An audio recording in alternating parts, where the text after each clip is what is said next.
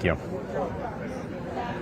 Hello, everyone. This is JT Cestkowski for Status Coup, live on the ground in Madison, Wisconsin. This is my home, so this story is a little different for me than many of the times I've been reporting for you. I'm used to being on the ground covering murders that have been committed by federal law enforcement, not for executions committed by police, but those do happen every day in this country as well, and that is what we are here to talk about today, because yesterday, a man named Corey Ruiz was executed at this intersection here behind me, the intersection of Baldwin and Willie Streets here in Madison.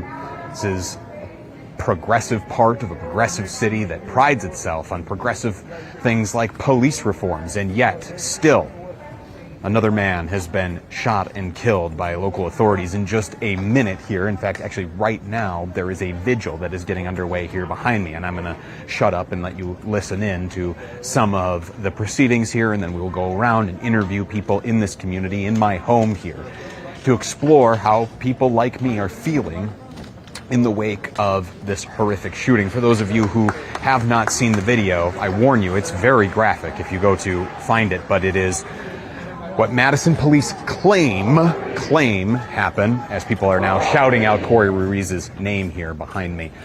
What Madison police claim happened is that they had shown up for reports of a man who was looking at vehicles down here on Willie Street, apparently, allegedly, looking to see if any were unlocked that they could allegedly steal things from.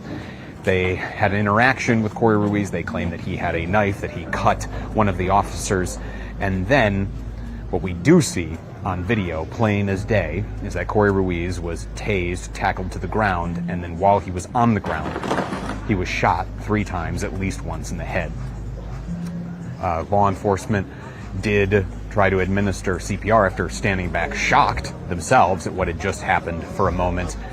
And then, after that shock wore off, they stepped in, administered CPR. I actually was just interviewing a man off camera. He didn't feel comfortable going on camera. His name is Aaron, and he lives just down the street here, and was out shortly after. He did not see the shooting itself, but tells me he was out here shortly after. Saw law enforcement administering CPR, saw the officer who had did the shooting was being consoled by other law enforcement nearby, but very quickly the law enforcement gave up on that CPR on Corey, and he died. And then out here, there was blood in this intersection out here for hours yesterday. I was down here on the ground yesterday. If you've been following me on X or Blue Sky or on Instagram, I've been posting images and some of my observations about what it has been like down here in this intersection that is now blocked off by City of Madison Public Works vehicles. And there is now, I don't know if you would call it an autonomous zone exactly, but similar to those scenes that we saw in Minneapolis around the shootings of Renee Good and Alex Preddy, where people have really taken over these blocks down here and set up their own tents, supplying mutual aid to their neighbors, creating artwork, holding vigils like the one that is now underway here behind me as a way to process much of the immense pain that this community is feeling and suffering after having experienced such a traumatic loss and seen such a traumatic event play out as that execution that played out here. And I was actually reflecting with my wife before I came out here today, feeling a great deal of sensitivity as to what I say. And I just want to be upfront and honest with all of you about, the biases that I have here. This is not somewhere where I can come in and say as an outsider, these are my observations, because I'm going to be colored by the lived experiences of a lifetime spent growing up and now living here and raising my own child here in the Madison area. I've got friends who work on the Madison Police Department. That is certainly something that, I was telling my wife earlier that how I found myself really holding back some of the rage that I had out of, respect for those friends that I know on the force. But this afternoon, it's finally come tumbling out a little bit more, and you'll probably get a little bit more of an unvarnished version of me. But if you ever at any point feel like I'm holding back, I always believe us here at Status Coup that we are a better source of news because we are upfront and honest with you about the perspectives that we have on the world, and that a lot of this media that you're going to see out here is going to claim to be unbiased, but really what they mean is that they are pro-corporate and pro-status quo. They just pretend like they have no feelings about anything, even while they advance a very particular worldview. So this is just me being honest with you about the biases that I'm going to be bringing to the reporting that I have here today, and that is colored just by a lifetime of growing up here and putting down roots and feeling very connected to these blocks in particular. I won't bore you with a lot of my personal connections here, but things are quieting down now for the vigil, so I'm actually going to stop talking, get back behind the camera. It's just me out here today, one-man banding it. So I'm going to shut up, step behind the camera, and let you listen in on some of these proceedings. But it'll take me a moment here to get some of my gear together.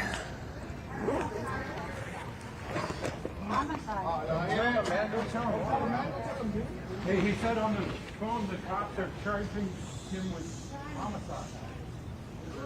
Okay, whatever.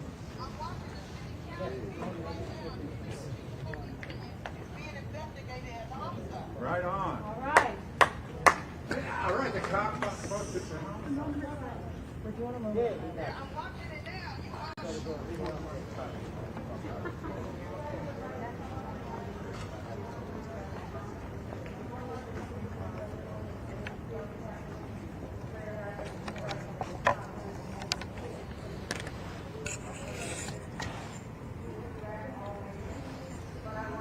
I'm going to work in a little bit closer so you can hear better, but right now there's not much to hear because they were doing a moment of silence for Corey.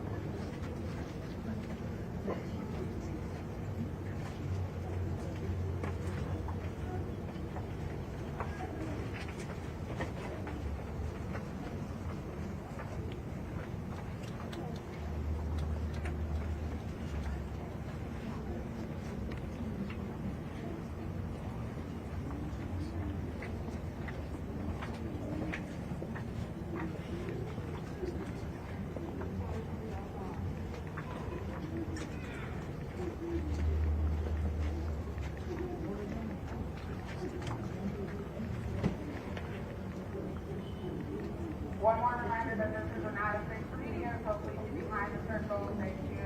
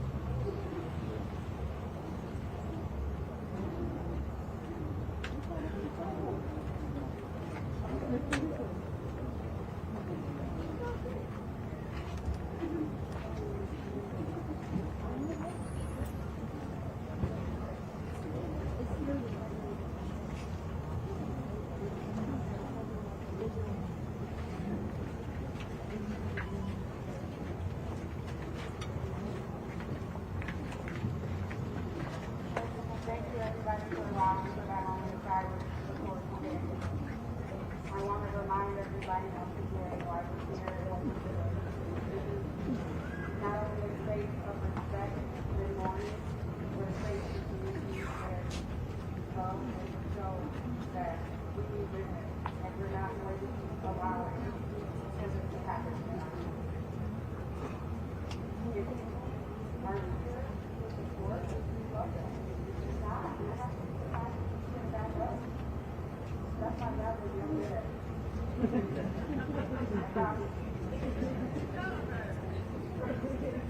So I want to say thank you again a lot. I would like to ask everybody to bow their heads for a moment. I'm not going to do that. I want to be mindful of the light that was blocked. So I would like everybody to bow their heads for a moment.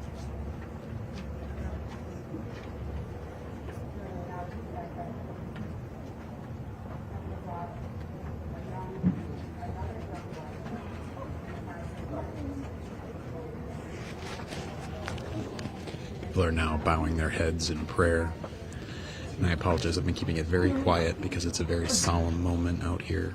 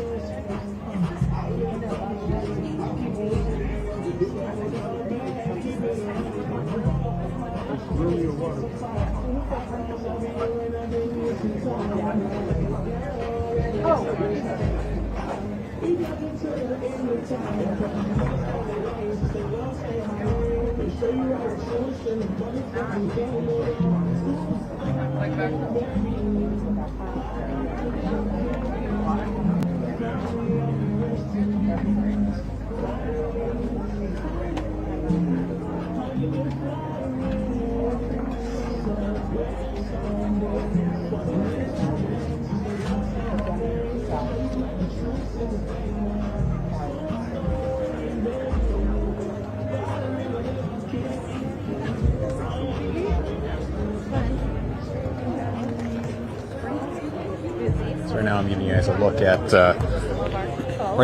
a look at some of the mutual aid tents that have been set up out here. I've come back a little ways just to allow for folks to be able to be a part of the vigil without my interruptions of my commentary. I was keeping it very quiet there. They had asked that media stay at least 3 rows of people back, which we did. We observed that. It seemed like some media was not respecting that.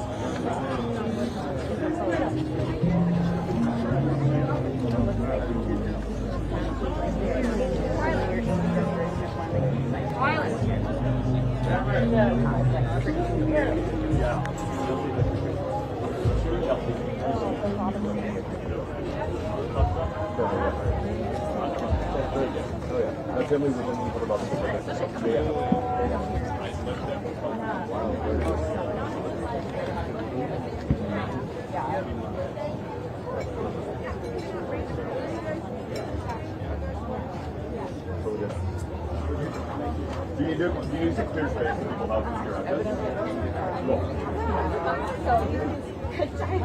Yep. Totally. If you guys can hang back there. Yeah. I'm going to get a little bit closer because I can see some family putting down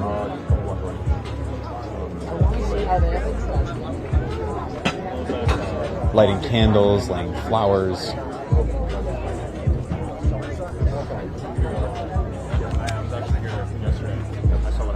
Oh wow. You okay? Yeah, I'm fine. Yeah, it's the whole globe. They saw first something. Yeah. They saw first. So much in the cafe that I was So much deep? Yeah. Oh, cool. Yeah. So we saw him like about when we were like 20 years old. Yeah. This is crazy. Yeah, of course, absolutely. I still saw him on the job. I heard a cop spit on the spot where he died. If you would like to come up and Yeah. say a word about Corey or say a word to Yeah, it's really hard to watch. Absolutely. Bearing witness. Excuse you. Oh, sorry.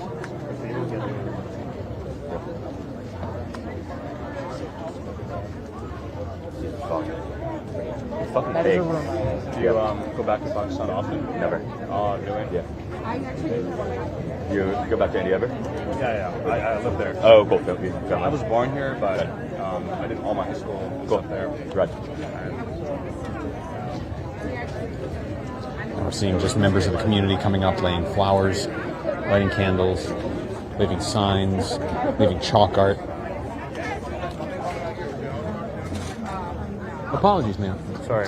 Sorry, I'm a reporter based here actually, but not one of the all the cameras that jumped in today. Yeah. But Big fan, but yeah. Oh, yeah. You know us? Yes. Yeah. Thanks, man. I appreciate it. Sorry, I'm with Status Coup. We're an online independent progressive outlet. Oh, that's awesome. Yeah, so I live in Stoughton, but I'm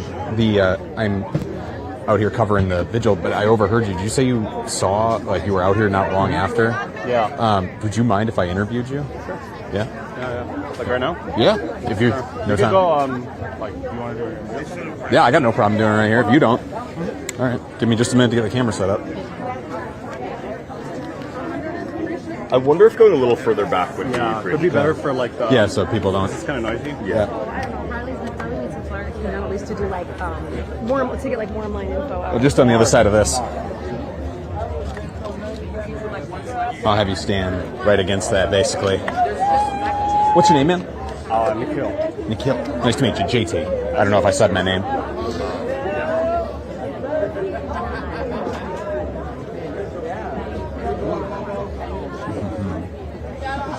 Actually, gonna come around to this side of you.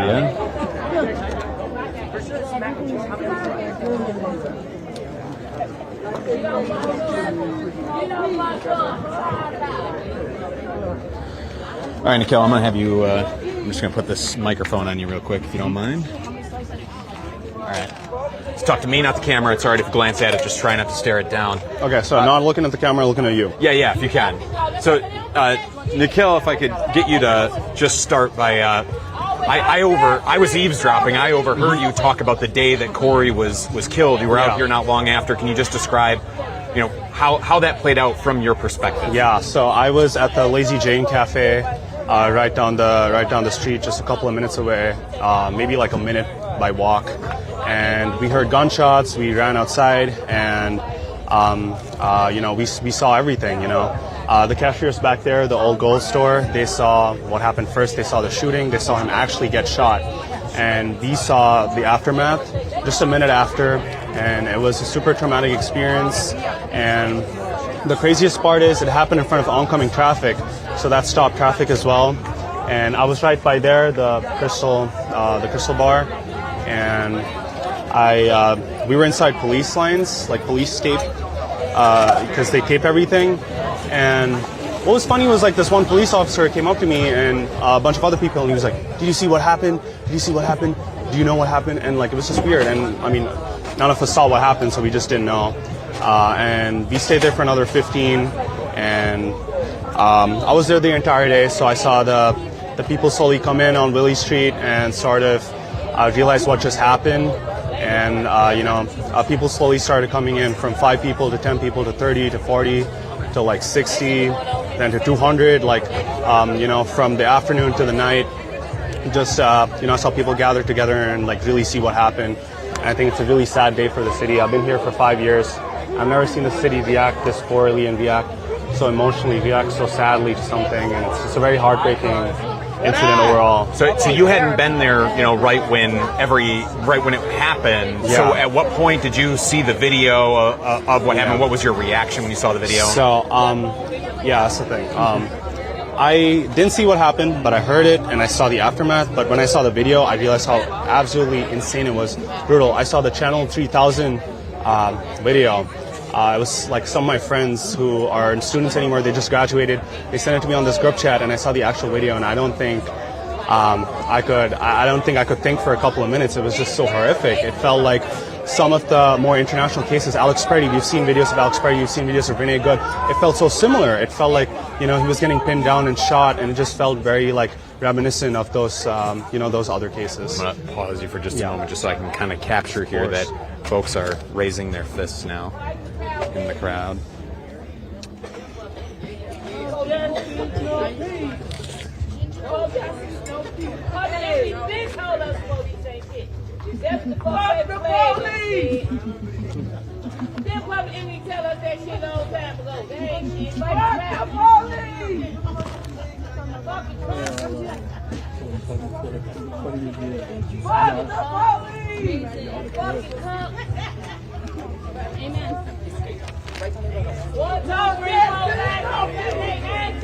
What?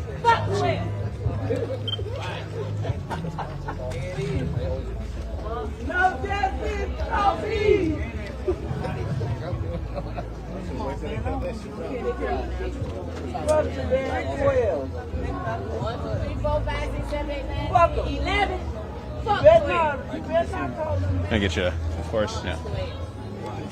Even I'm like recording stuff with my own camera. Yeah.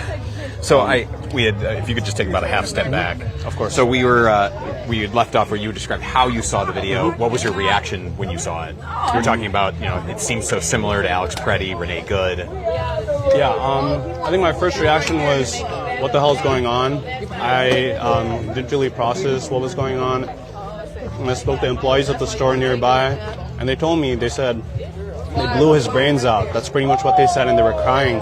And then I realized what I was seeing in front of me, and it was just that horrific. It was just that sudden. It was just that.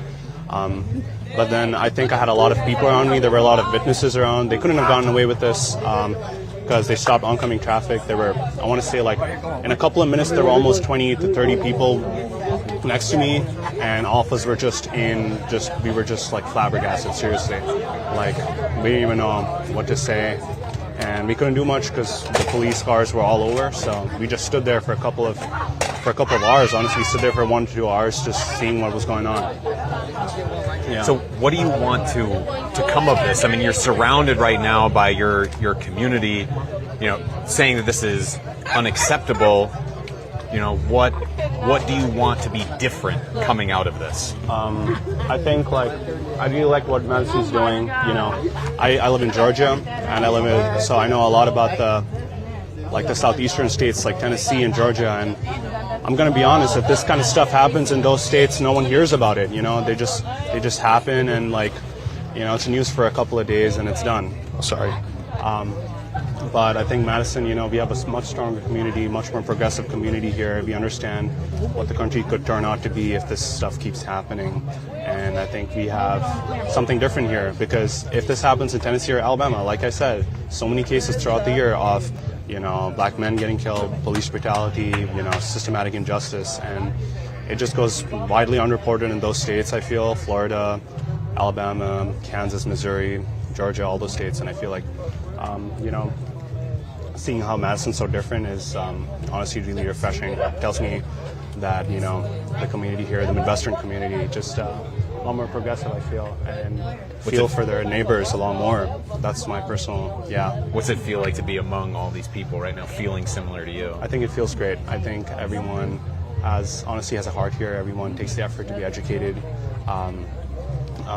Everyone cares about their neighbors. Everyone smiles at each other when they walk. These little things I reflect on, because I'm leaving Madison in a week. I've been here for the past 5 years, and I'm from India, so I've lived in India. And I think how accepting they are to people from different backgrounds and stuff. I think Madison's always been historically like that, and it gives the city such a good name. And I think I'll always defend Madison. I just love the city, and it just sucks that the politics about the city and the history are just so depressing and sad. But I think the community is super strong, and as long as we keep talking to each other, and we'll get through it. We'll fight through it. Just educate and spread awareness to the students. The students have to see the video, because the students have the loudest voice in Madison. So forward the video to as many students as possible. This should be national news. So, that's all I have to say. Yeah, thanks so much, man. I really appreciate the time. I end every interview with the same question. Is there any question I haven't asked you that I should have? Anything I haven't given you the room to say that you would want to?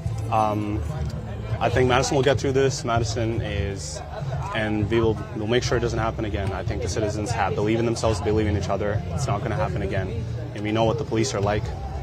It's, we know how systematic it is, how structural it is, and just because I forget if I asked you while you were on camera, can you just say your name for me? Nikhil, spelled Nikhil. Thank you, Nikhil. I really appreciate the time. Of course. I'll steal that microphone back from you and let you get back to the vigil here. Thank you, sir. I What really. is this? Yeah. I'll give you my card. Yeah. Yes, Cestkowski News. No, because I'm also really interested in. I'm an engineering major here, but I'm really getting really interested in film photography. So. Yeah, look us up, man. Appreciate it. Is this? Do you work with other people, or is this just your? Oh, no. We have a team that's spread out across the country. So, yeah. So cool. I just happen to be based here. You guys have an Instagram? Yep. Yes, we do. Awesome. Yep. Look us up, man. Appreciate it. Thank you so much. Appreciate it. And folks, they're playing music right now. People are just feeling that moment. I'm going to use this moment to. I notice my camera is coming loose from the tripod, so I'm just tightening a screw here so that way it stays on a little bit better. So I apologize if you're getting a shaky camera right now. That is just me fixing the equipment a little bit better, making it a little bit more secure. There we go. Now we should have fewer issues like that.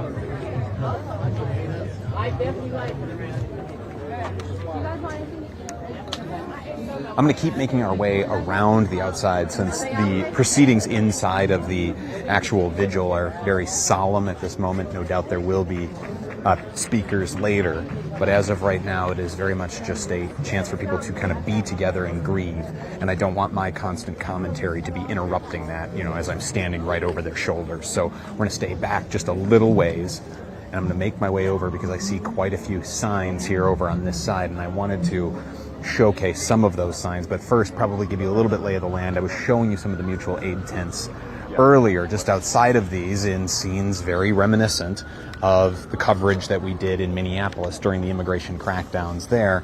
I'll show you here on the ground plenty of street art messages written in both chalk and spray paint, saying no justice, no peace. We love you, Corey and Tony. That is a reference, Tony being a reference to Tony Robinson, another man who was killed by Madison police back in 2015, that activists here have long called for justice, for repercussions for Tony Robinson's killing, not far from where we're standing now, actually.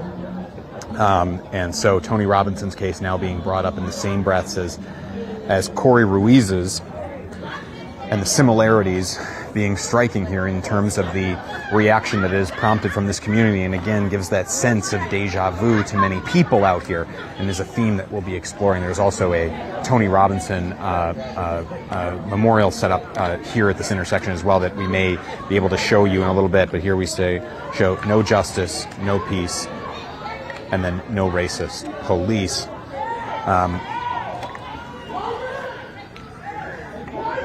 Madtown POC deserve safety.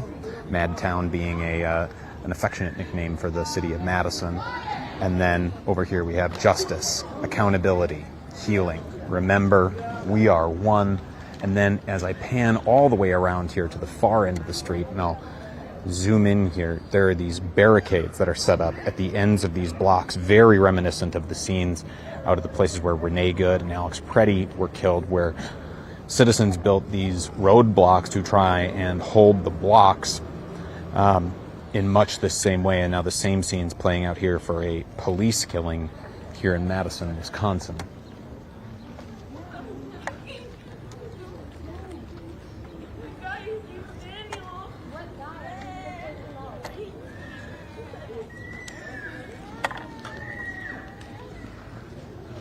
And there's people are making their way out of the crowd just to collect themselves. People coming out sobbing right now. People are making signs of protest here on the side. Pivot around.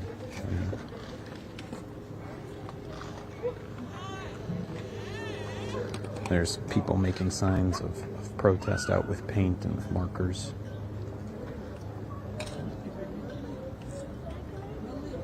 No more killer cops is what that sign reads.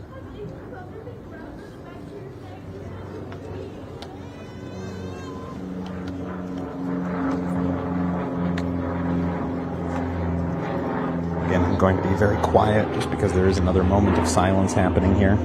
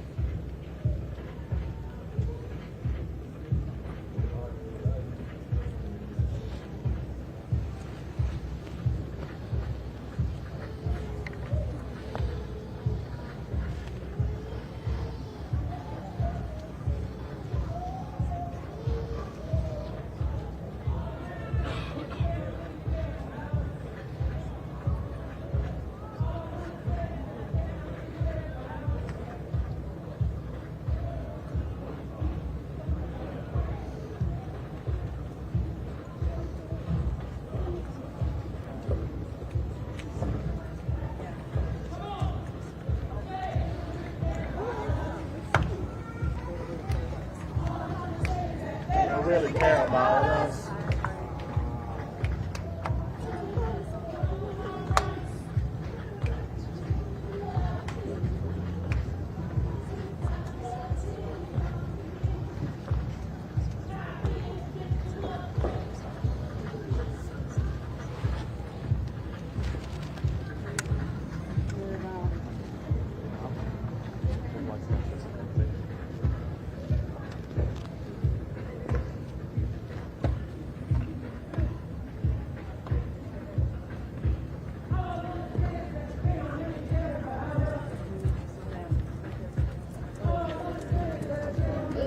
Excuse me.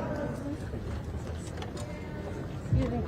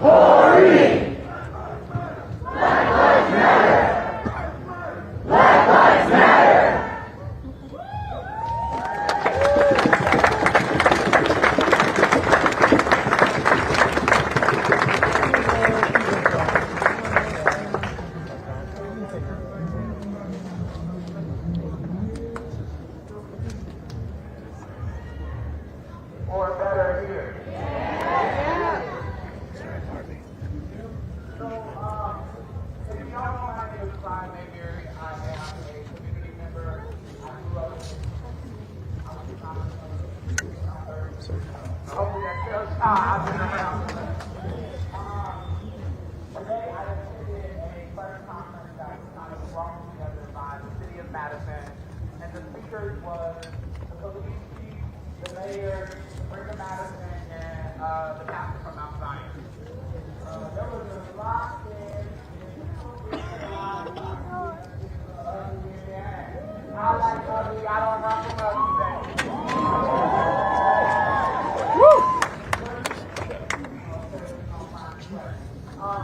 but there was one thing that There's some speeches happening. I'm going to try and get closer so you can listen in.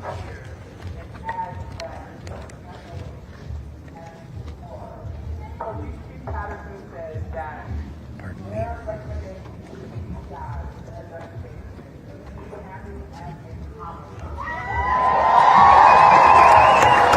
There's a cheer going up from the crowd right now because it's just been announced, apparently, that Corey's death is going to be investigated as a homicide.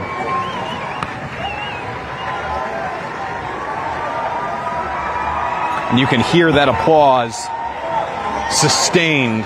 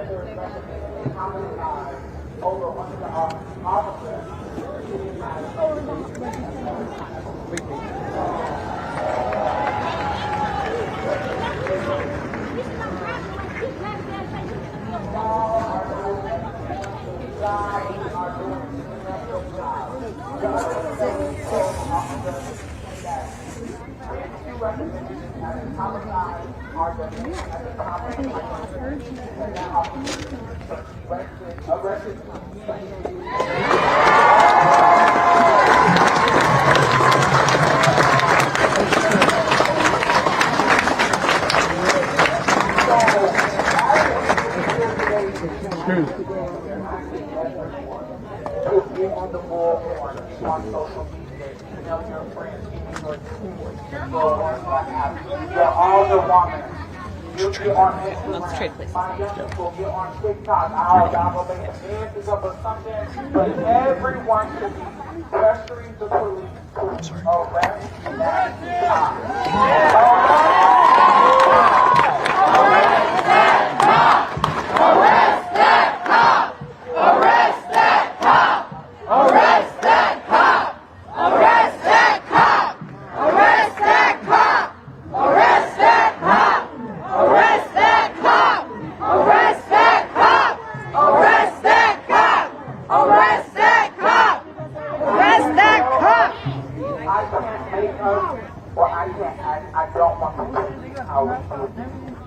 but I want to say as we organize this thing, push those demands and everything that he's doing until that motherfucker is on those.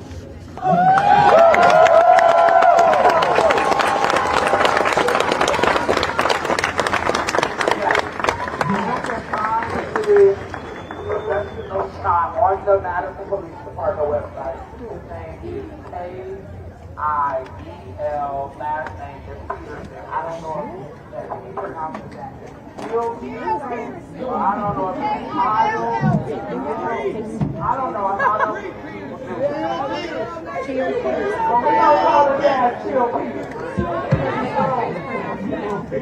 How long until we under all I have to say to you guys is I've been seeing y'all for a very long time. I want to thank you guys for being chill. We are here. We will make this motherfucker walk away. Yeah. Woo! And that's all I'm saying. They lucky we don't own drag. We don't own drag.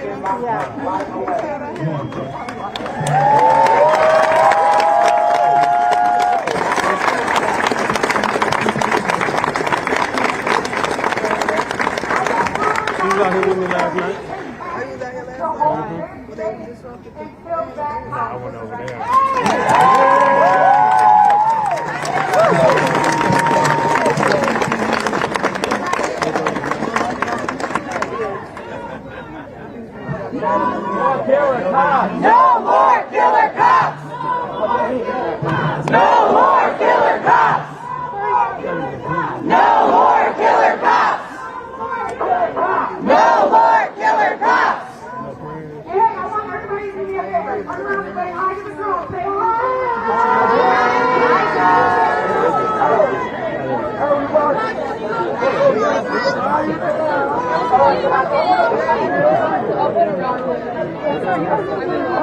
Tony, get your ass up here, bro.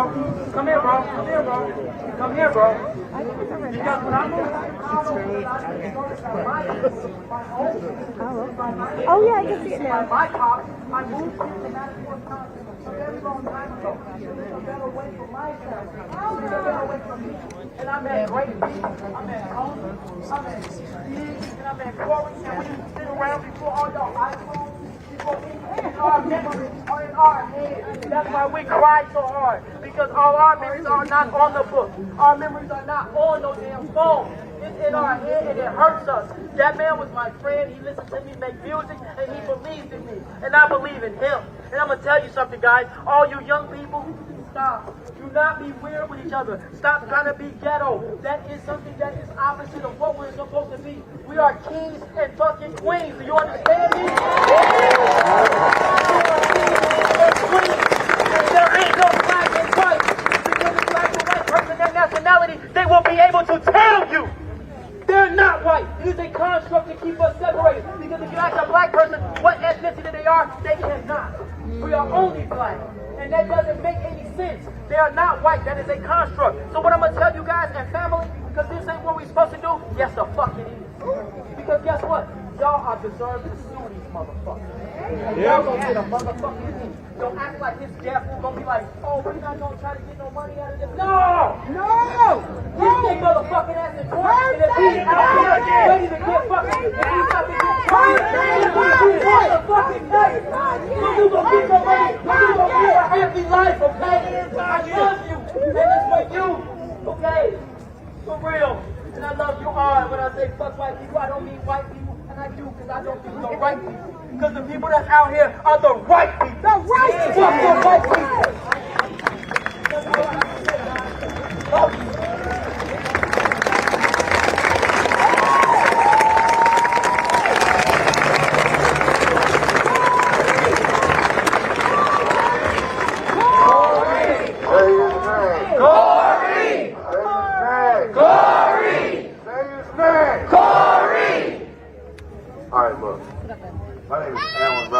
I've been in this community for, I'm not going to say how old I am.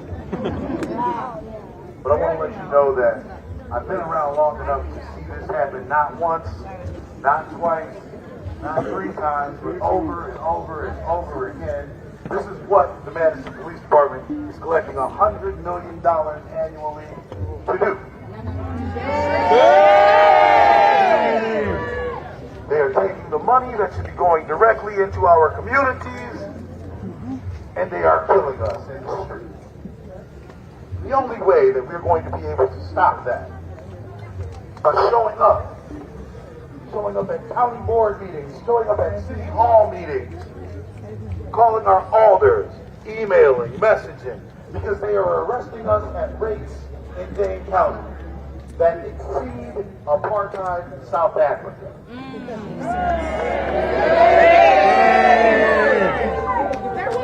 They are arresting black people in Dane County, Wisconsin at a rate. Are you media? What's that? Are you media? Are you press? Yes. Okay, so they've actually press.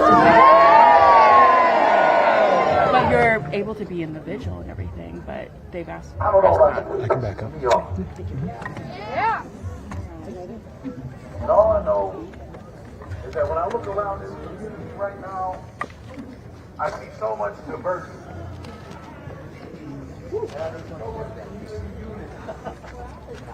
And I don't see that reflected in our politics. No reflected in our politics. And I know that we have an opportunity to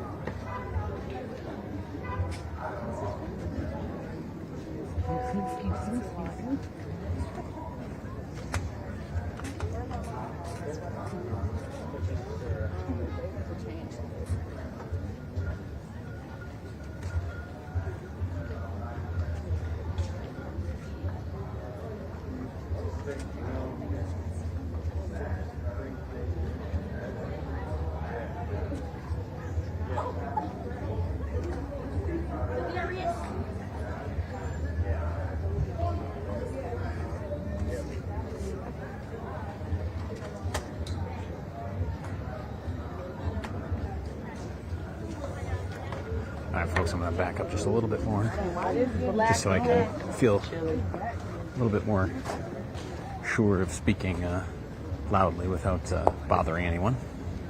I'm going to reset here really quick.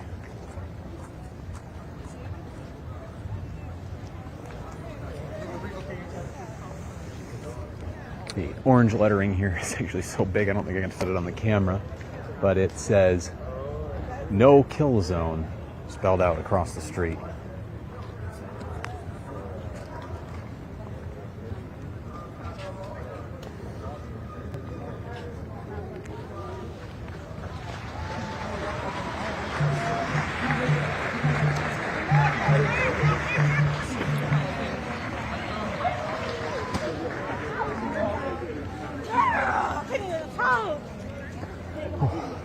All right, so I'm just stepping back in front of the camera, guys. Hey, JT Cestkowski, Status Coup. Thank you for being with us here. We are live here in Madison, Wisconsin, my backyard, for where a vigil is currently underway for Corey Ruiz, who was a man who was executed by Madison police out at this intersection here behind me, the intersection of Baldwin and Willie Streets here near downtown Madison.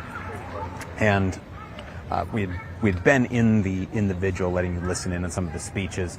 I had worked my way up pretty close to the action just so we could hear a little bit better. And then some of the protesters asked me to move back just to give room for more people to be up there to hear, et cetera, et cetera. They were asking just that press stay back. I suspect a lot of that is from distrust of mainstream media, and I don't fault them, and I don't expect them to know who every independent outlet is or what we're about here at Status Coup. So best thing to do is just to honor the request, come back a little ways here to the edge of the action. We'll still cover the event here, and then as it starts to break up, I'll go in for more interviews. But again, just to refresh what has happened here over just the last day now, though it feels like a lifetime, is that Corey Ruiz, a man, had an interaction with Madison police. Police claim he had a knife and managed to hurt one of the officers. That's what they claim. And what we know, because it's on video, is that police tased Corey. He was on the ground. They were restraining him, and then while he was being restrained on the ground, an officer shot him 3 times, including at least once in the head. And now we are just hearing at least rumor here in the crowd, and I'm going to try and get this officially confirmed, but what was just intimated to me was apparently that at a press conference a little bit earlier today, authorities announced that they would be investigating Ruiz's death as a homicide, which was met with significant cheers from the crowd here. Okay, just wanted to give that little bit of a reset, and then I'm going to step back behind the camera again. It's just me, a one-man band out here today.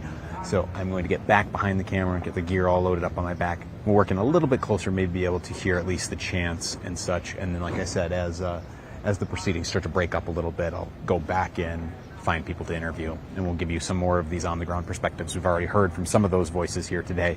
Bring you more yet as we continue along. And one point that I want to make is that the reason that media was being asked to be held back, in addition to likely the distrust that is out here for mainstream media, is that there is a lot more media out here today. I live here, so I was able to be here last night, but last night it was basically just me and then some local reporters. Now there are a lot more cameras out here from regional and national news, I assume, as well, because there are quite a few cameras out here. So that is part of the nature of this, unfortunately, is that this press circus develops. It happens for 2 days and then moves on.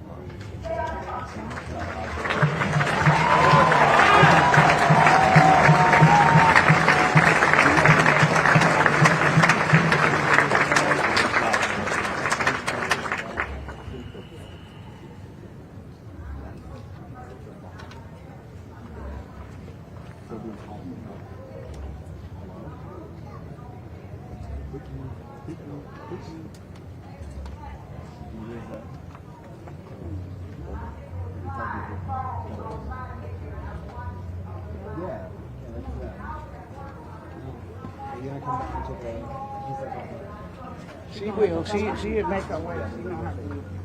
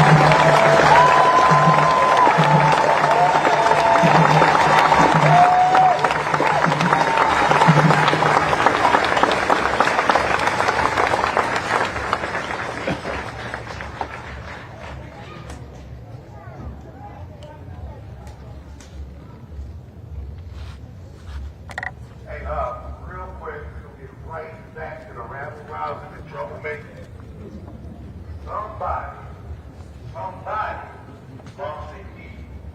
And the second party to the family to a mom, young lady, she is 8. That might be you, might be somebody who don't.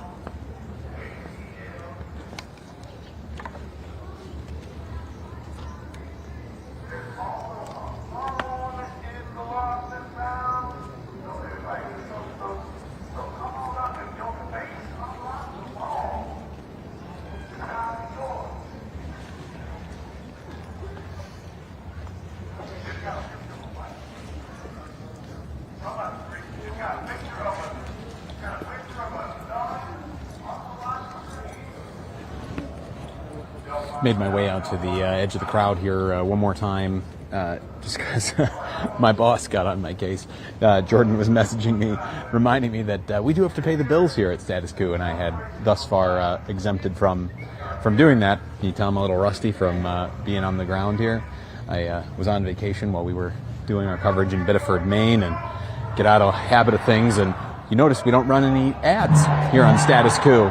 I'm not hawking big pharma drugs to you. I am not advocating the service of any of the major banks or any telecom company or any other profiter off of the military-industrial complex. We don't have to do that here at Status Coup, nor do I have to sit here and hawk any products of any or services of any company that also, services the police state in this country. I don't have to do it because here at Status Coup, we are 100% reliant on our members like you. Actually, I think that's actually a lie, what I just said. We've taken exactly one sponsorship, but that was a CBD company, so not anything that's profiting off of the police state in any way that I'm aware of. But we are, for the vast majority of our funds, reliant on our audience. So instead of breaking for commercials every once in a while, all you get is me saying, if you want to keep us on the ground doing unvarnished, on-the-ground reporting like this, the kind of reporting that many more corporate media outlets in this country should be doing, then the best way you can do that is by becoming a Status Coup member, by going to statuscoup.com/join. For as low as $5 a month, you go to keep us on the ground here. It covers all of our expenses, and doing on-the-ground reporting is expensive. Blessedly, this trip at the very least, or this reporting that I'm doing here, is a lot less expensive because I live here, so we're not paying for hotels, but we're still covering the equipment cost for all of the equipment that we need to furnish. I was doing more troubleshooting of equipment earlier today. It covers our massive data plan that we have here at Status Coup, because in order to go live to you here, we pay a lot for data to be able to offer this robust live on-the-ground coverage the way we do. It ends up costing, all told, thousands of dollars a month, plus we have the salaries of not only people like me that you see on camera, but then our behind-the-scenes team as well, who does a lot of facilitating to be sure that we are live and looking as professional and polished as we do. And you got to make sure that we're able to afford, ourselves living wages to be able to do this work. So we're very thankful to all of our members. If you are not a member, again, statuscoup.com/join. That is how you build a people-powered and people-centered, working-class-centered news outlet in this country, one that is not beholden to the corporate class here. So if you are looking for a way to give back, a way to say thanks for the coverage that I am offering out here, that is the best way to do it. statuscoup.com/join. Or, of course, super chats are welcome as well. But obviously we like the membership because that's an ongoing donation. But we understand times are tough. Give what you can in the ways that you can. And if you cannot afford to give us even a cent right now, even though $5 a month amounts to 16 cents a day, or just over $1 a week. If you can't afford to do that, then the best ways that you can help us grow here at Status Coup is to like and share this stream. That is something you can do for free right now. Just with the click of a button, you can share the stream, gets this out to more people, because the social media algorithms, YouTube algorithms, go out of their way to suppress independent media. They go out of their way to suppress on-the-ground reporting like this because we are often talking about uncomfortable subjects like police violence, things that they would rather not touch with a 10-foot pole on their algorithms. So the best way that we can overcome that is by using the algorithm against itself, sending it signals that this is something that people want to see, and it helps get this message out to more people, to a larger audience, and that is how we grow here at Status Coup.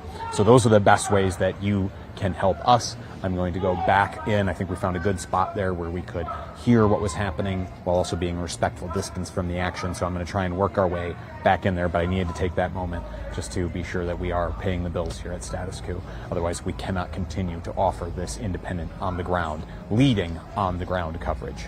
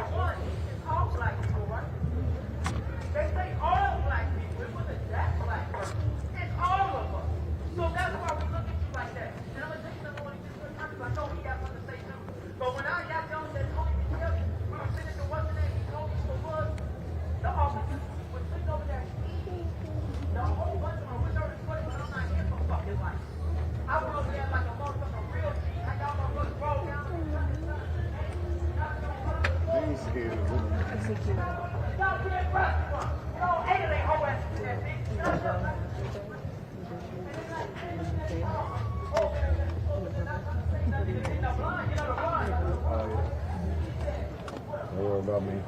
No, don't worry about me. You know, good looking kid. Great looking kid. Yeah, I'm talking about you, man. Yeah, I'm talking about you. You're a great looking kid. You're doing well. I don't know where I'm going, but I'm gonna do it. Just gonna do it. Oh! Oh! That's a big dog. That's a big dog.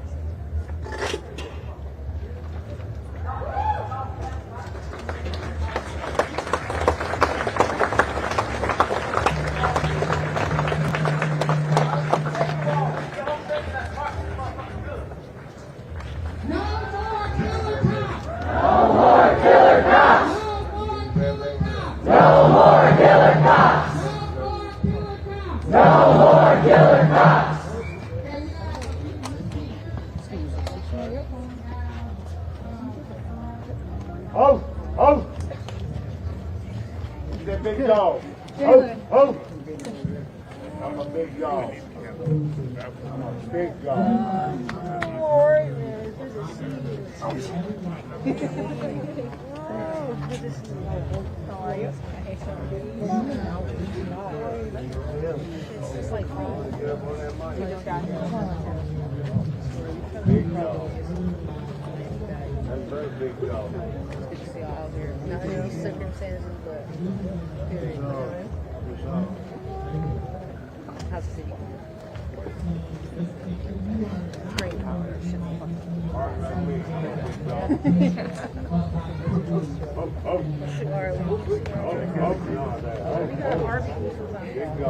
I'm so sorry. It's okay. This is a shit show. Yeah, that's fine.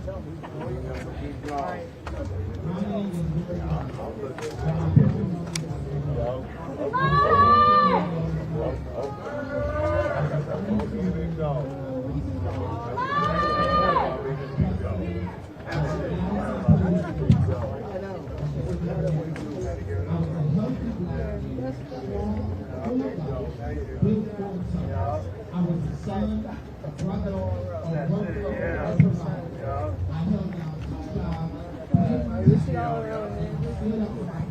I was a brother. But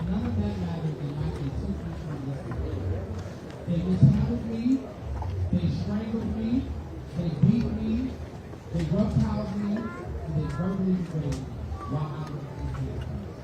I did not deserve to die like that. I did not deserve to be treated like that because I simply was a black man. This is what state-sanctioned violence looks like.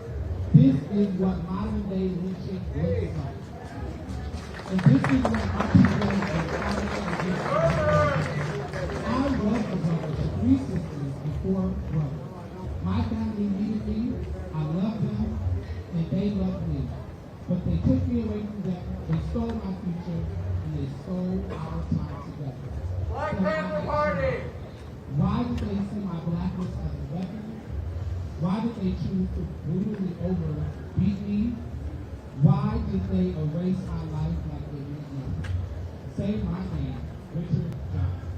Richard Johnson! Say my name. Richard Johnson!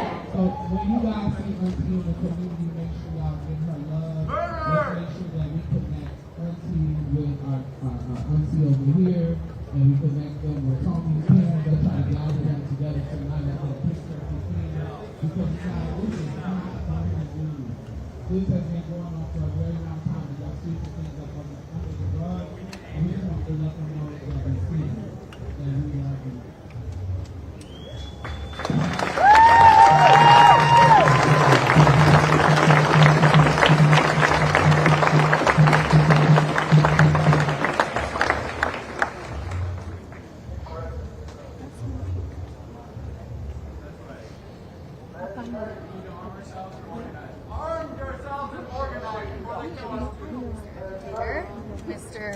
Mr. Cox dressed up in a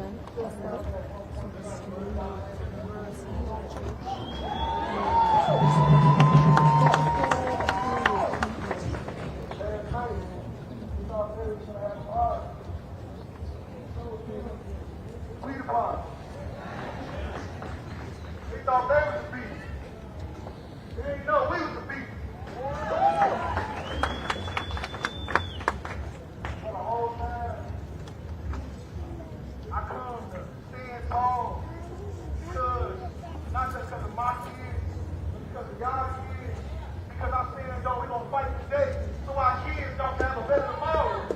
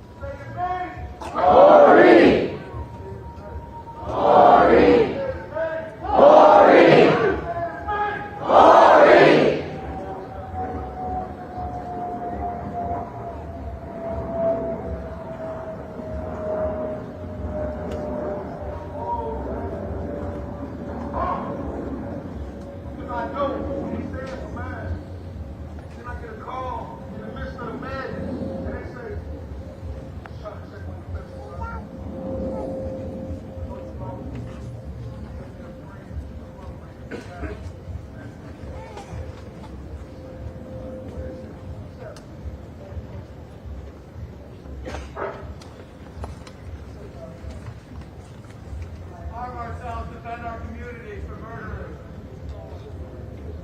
I deal with a couple people and individuals in places. And I took my dad to the military out, and they said we're going to have a talk. They said we're going to have a talk.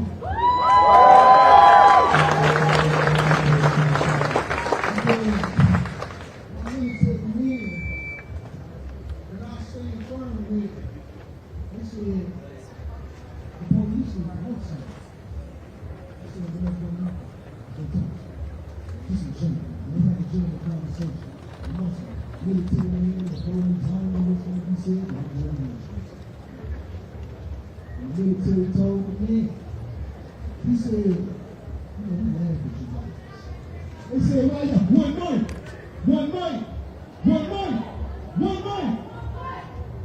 He said, you know, we laugh at you guys. And what the popular said, he said, why y'all laugh? What's so funny about us? He said, because we in the military.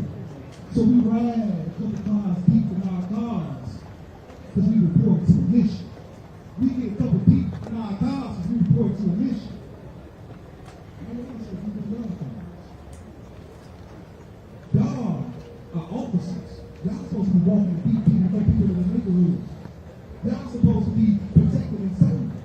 supposed to be showing justice and love and care and all that shit. We the ones supposed to be out here doing a mission, bombing shit, tearing shit up, showing motherfuckers what it is. Y'all out here acting like us. I said, y'all funny to us. Y'all was a 3, 4 people in the car, acting like y'all and these you know, nobody knows what the cops said. Well, these guys, they got guns and they on the street. They got these things and we're scared of them too. We're scared of them too. You know what my man said? What the fuck you doing if you scared of them? How you gonna protect somebody you scared of?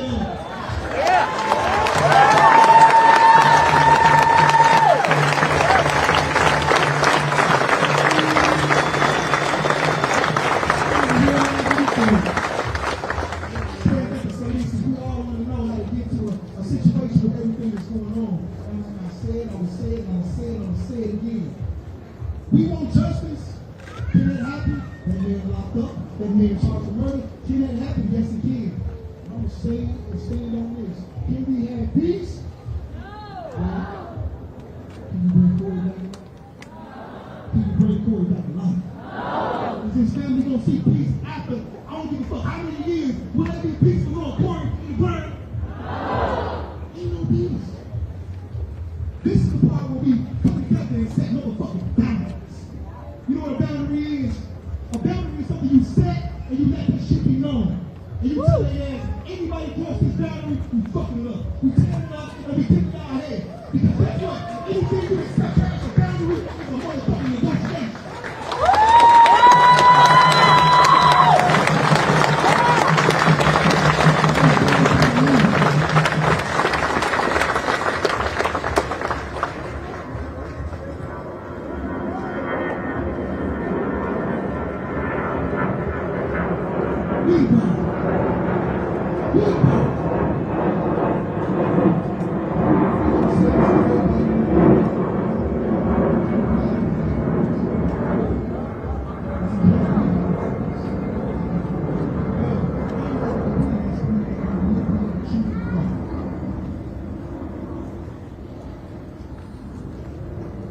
If you recognize a wound, something that has been hurt, you wash it up, you acknowledge it, and I think everybody know what happens when you get the band-aid on too long, you get oily and nasty and sick looking. You might even get infected if you don't give it no motherfucking back and expose the truth. They fucked us up, they fucking us up, they don't care about us because guess what? When I say sick, and when I say infested like that wound, that's something that they refuse to take the band-aid off and say, we did you wrong, we fucking you up. It's our fault, we the problem, we the motherfucking reason why y'all doing this. They want to expose it, right? They want to expose it, and that's the reason we see sick, infested shit. That's the reason why their wound looks so bad on us. You know why? The way they did Corey, it was some sick shit. The way we went down to the protest and stand on that and let them know, listen, we didn't come here as radicals, going crazy, flipping y'all tables, sitting on y'all shit, going crazy. We didn't do this. We came down here to say, we fight today for our kids tomorrow.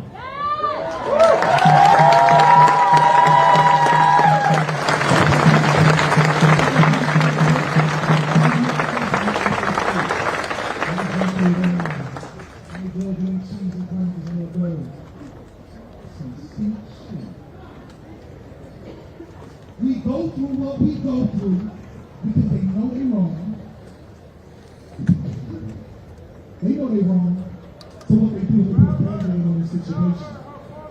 They understand they put a band-aid on it. And they refuse to give it air and light and say, it's our fault, we are wrong, we want to correct our wrong, we want to make it right. You see what he said? Oh, for the society. Did he go to the doctor? No. Church said, well, you see him again. Shut your bitch ass up.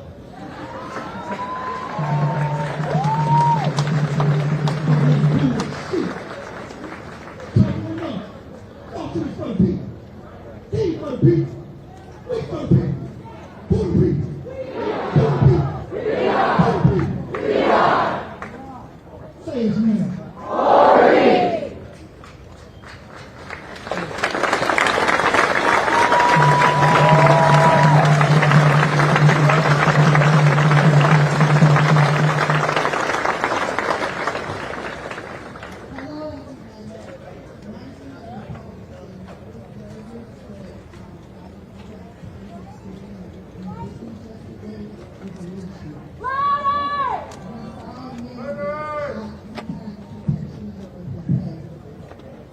execution.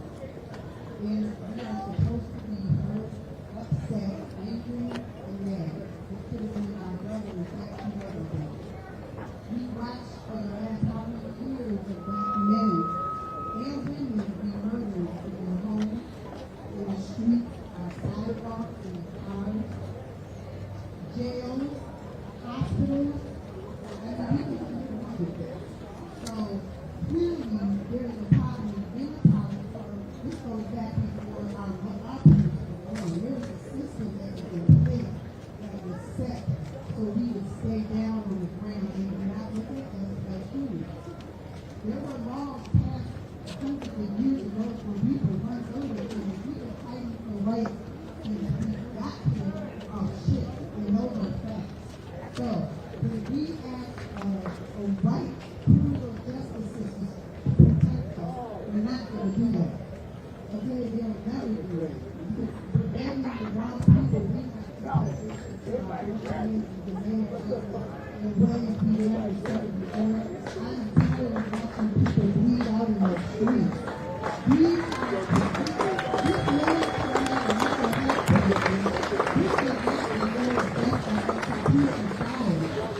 we allow them to normalize this behavior, it will continue. Let me tell you, this will continue. In many states, we keep seeing black men die at the hands of police officers, whether it's shooting on their backs while they're running, or kicking dogs on them, they're innocent shooting dogs while the people are in there, because you see it all over the internet. And this is really happening. This is literally modern day when Malcolm X and Martin Luther King lost their lives for. Remember, we're not the first ones here. This is going on. So, what are we going to do about it? Like, we can be at these gatherings, or we can go to the downtown people and talk. You know what I'm saying? By any means necessary. We have to take back our power. We cannot continue to be victims of police violence. We just cannot. This will never ever change. It is so disheartening that I have to see my kids grow up and see black people still being murdered. This man decided he was the judge, the jury, and the executioner of this man yesterday here. Where we're standing, this man died and was murdered. He should have given the same empathy of any white criminal that I've seen over and over that de-escalate situations.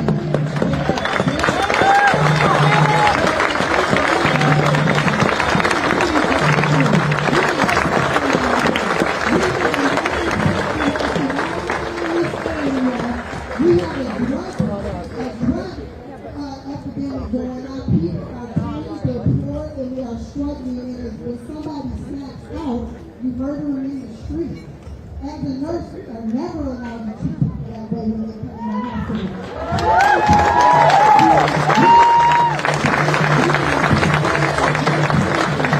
We do not treat them badly because we know of their ancestry or what they have, their descendants. But to us, we still care for them. Regardless of how many niggers we're being called, we are not allowed to be battered. We need empathy. We need a community that can love one another. And yes, we go through things. We are all human. Nobody is perfect. But when you take a job to protect and serve, that's what you need to do. We do not want to be anybody shooting and pulling people out of cars, shooting them in their heads, shooting them in their back as they're running away from you. The police are the problem. Now, it's not every police, but the police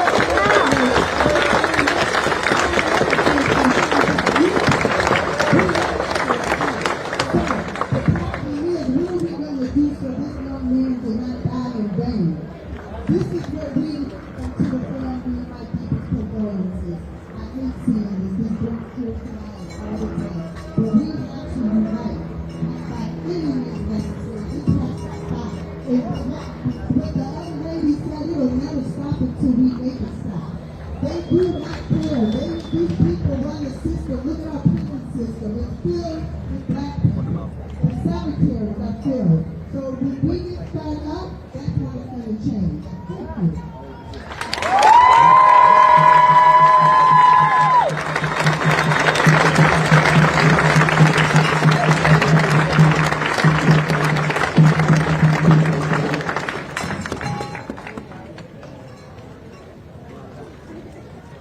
One, two, yeah.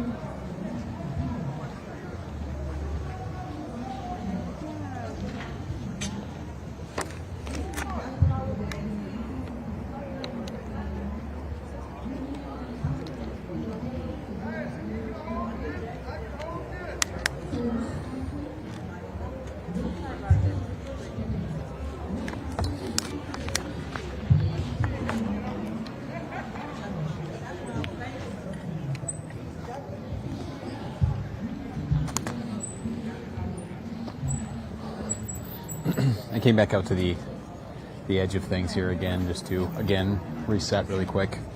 We're here in Madison, Wisconsin, which is my home community.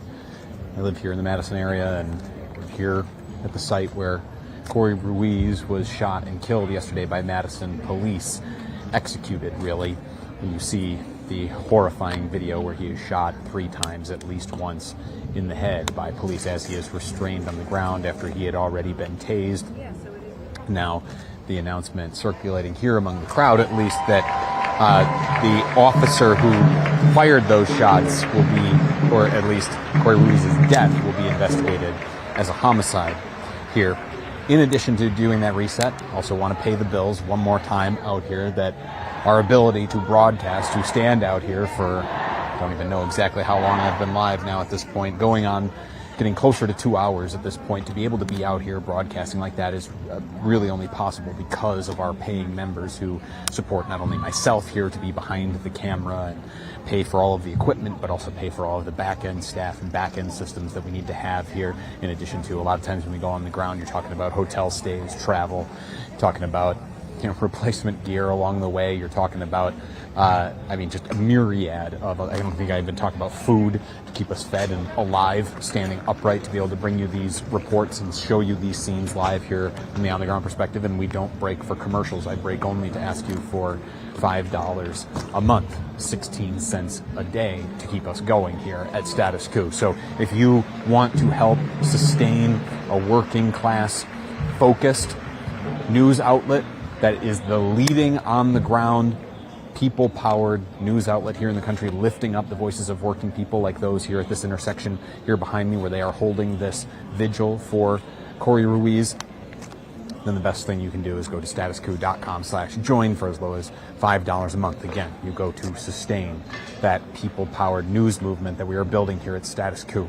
Myself, I am profoundly grateful for our members, especially on days like this where I get to cover my own community. And I want to bring you some expertise on my own community because as the speeches were going on there, I was actually in the Status Coup group chat that we have going on.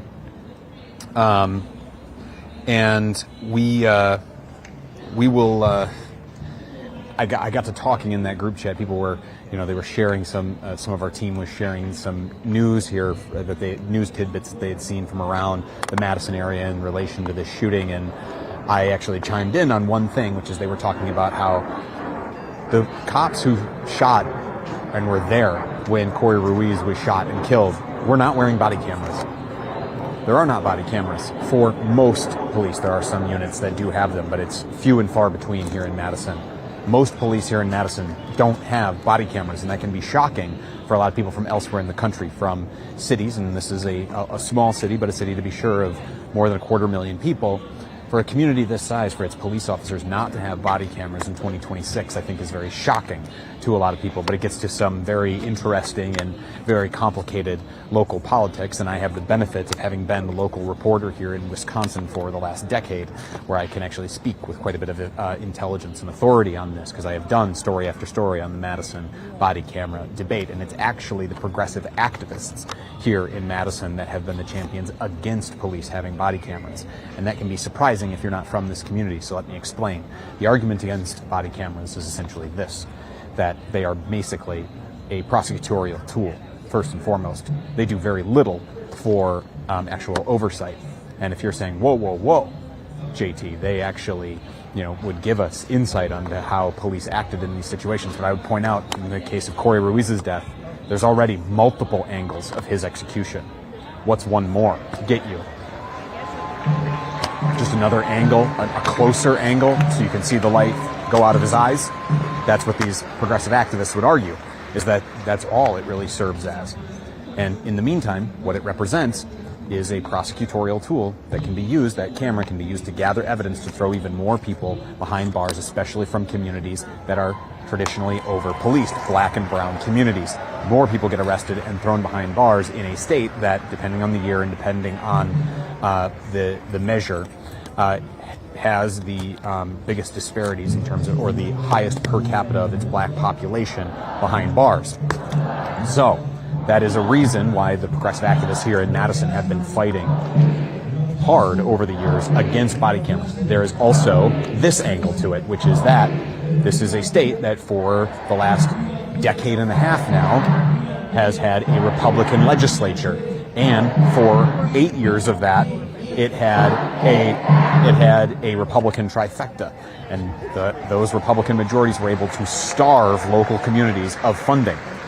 And so these communities now have these finite budgets that even on national levels, Wisconsin communities are starved of ways to bring in new revenue to fund robust social programs. So if you are a progressive city like Madison and you want to do something ambitious like, expand public transit, which has been a big push here in the Madison area, it becomes much harder to do that if you are also paying the expense of outfitting an entire police department with new technology, body cameras, because that is money that has to come from somewhere here at the local level. And so that is why there are not body cameras here. And it's actually some of the activists who are leading some of these vigils who have been pushing against those body cameras.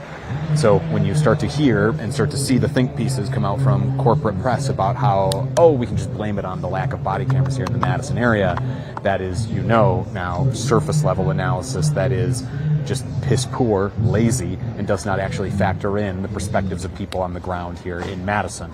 Because now you've gotten it from someone who has actually lived, worked, and breathed it here in the Madison area and reported on all of this. So,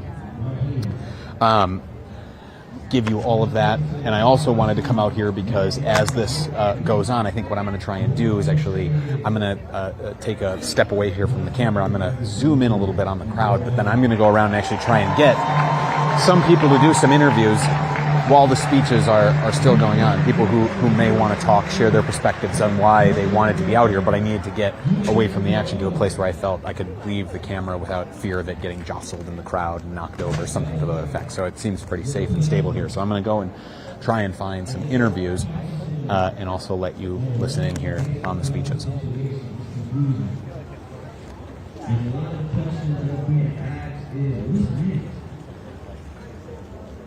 What are we going to do? How do we make sure that something like this doesn't happen again?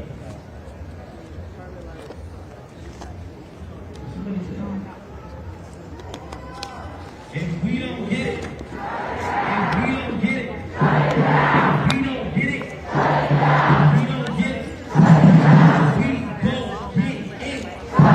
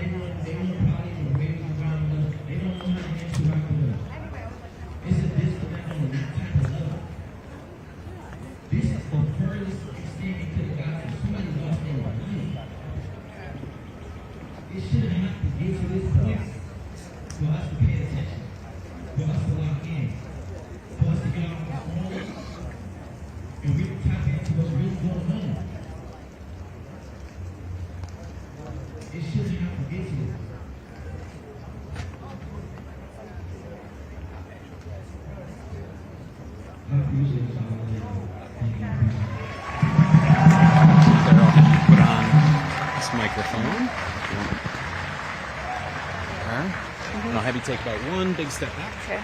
Perfect.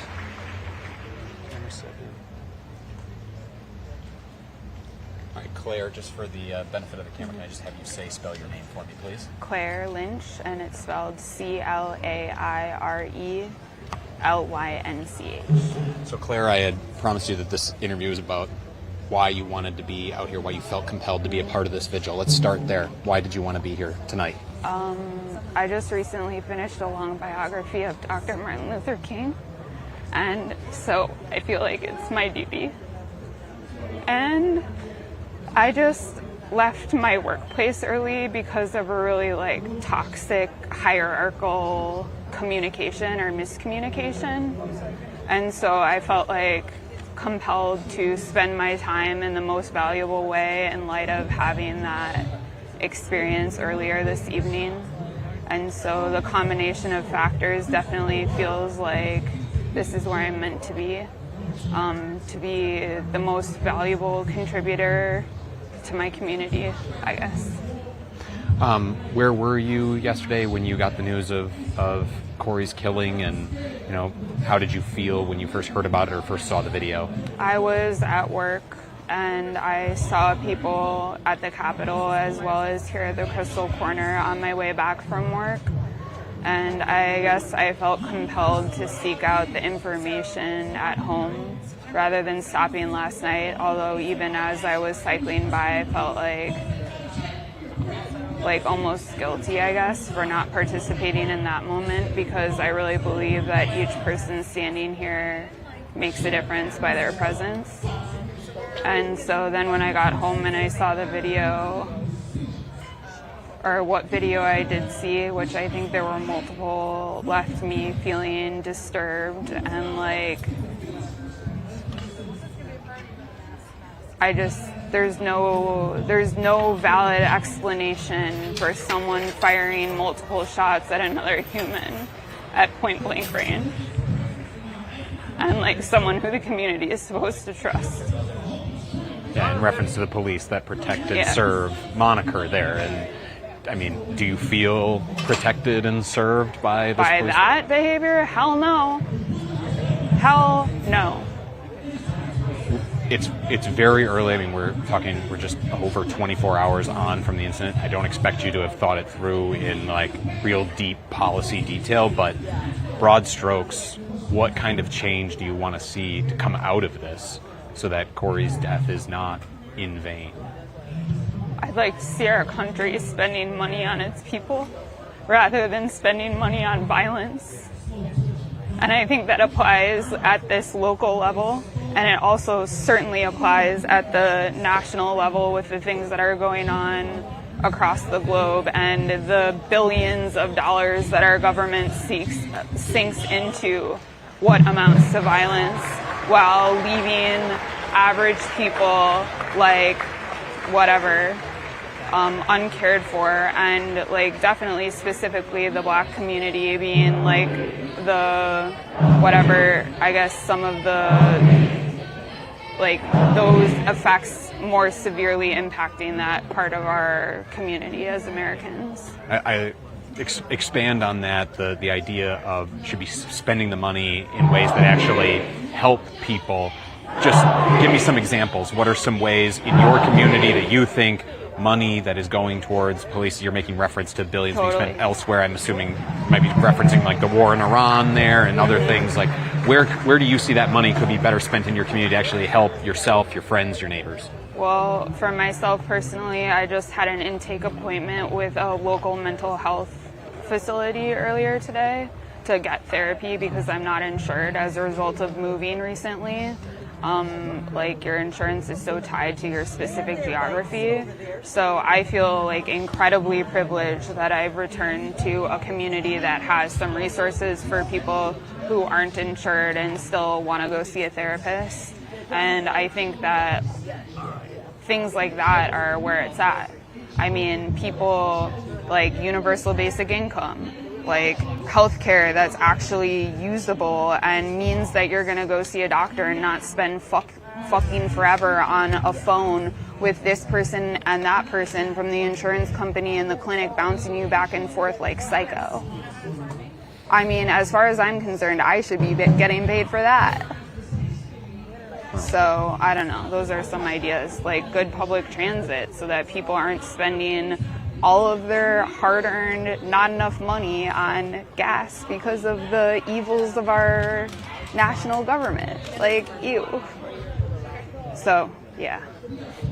How does it, I'll try and center you in something like hopefully a little bit more uplifting thoughts here, but how does it make you feel to be surrounded by, you know, friends, neighbors here who are processing all of the same emotions as you at this event? I'm glad that I live in a place where people show up. And I think that overall, based on my experience as an adult and living in New York and then Nashville, Tennessee, and then here, and growing up here, that while it certainly has its problems, like Madisonians, they do show up and they come out, and I've seen that multiple times over the course of my life, and I'm glad to, like, I definitely feel comforted, and definitely compared to living in Nashville. Appreciate that, Claire. Is there anything else I should have asked you that I haven't? I don't think so. Thank you for taking the time to talk to me. I really appreciate it. I'll take Thank that you for your microphone. good work too. Yeah, well, I mean, honestly, it's like nobody's spending money on that either lately. Yeah, no like, kidding. Add an NPR to the list. You know what I mean? Mm-hmm. Like, seriously, that has implications, like, including the fact that now all of us have to listen to fucking ads forever, even on NPR. Yes. Like, Yeah. Thank you very much, Claire. I appreciate it. Jump on Claire's words there. Should probably step in front to be like, Claire's pointing out that even on National Public Radio, you have to listen to fucking ads. You have to worry about the corporate influence even on National Public Radio at this point. You don't hear on Status Coup. You don't. You don't. Our entire service here, the interviews that I'm collecting now, hearing the voices at this vigil tonight, being able to offer on the ground reporting that lifts up the voices of working class people, like people here at this vigil, about the change that they want to see in their communities, in their nation. That's only possible through our members. And if you want to be part of that movement, you want to get access to, we do like extended interviews that we release to our members only. We do members only calls semi-regularly, when usually more regularly than when we're, constantly rushing around between documenting every single, sign of encroaching fascism, as we are here in the United States right now. But we do those member calls. If you want to be part of that, either get access to all of those benefits or be a part of the movement that we are trying to build here at Status Coup about a working class centered and uncompromised news outlet that is a that is a coup to the status quo, then please go to statuscoup.com/join. For as low as $5 a month, you go to keep us editorially independent and on the ground here. So after Claire set me up, I had to do that. I'm going to try and find some more interviews while some of these speeches are still going on. Although this speech actually sounds fairly loud, where I could probably actually get the camera closer and we can listen in. So I think I'm going to do that.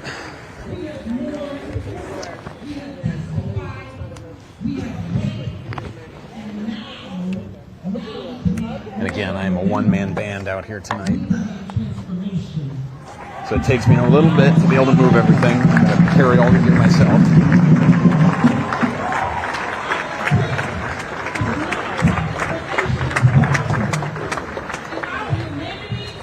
It is not negotiable.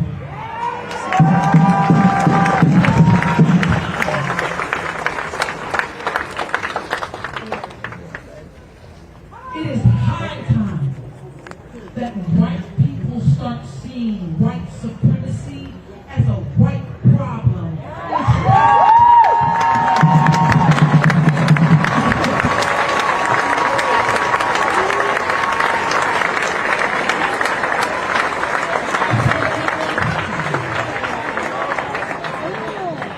It is high time that white people start seeing white supremacy as a white problem.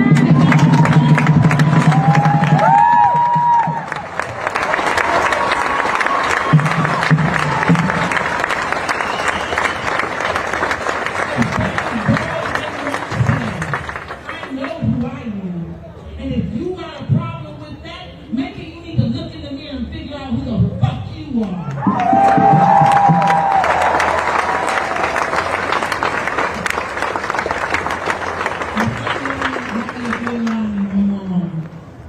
My friend Yoni taught me something about spaces like this. It is a quote that I use to this day, and she was fresh out of college when I heard her say it. We need to remember that pain moves easily in spaces like this. The most important people that we have is each other. On that note, I don't like to leave my people in pain, so I'll leave you with something more powerful, some hope.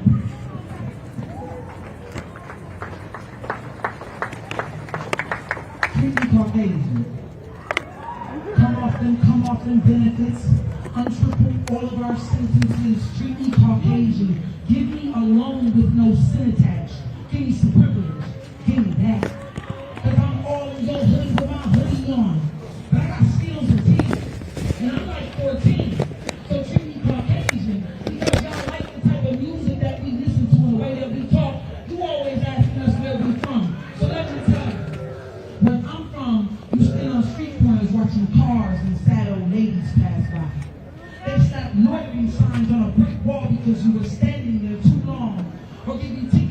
watching pink gum turn black on the sidewalk, or for watching gas, or air between the confinement to the cement crack.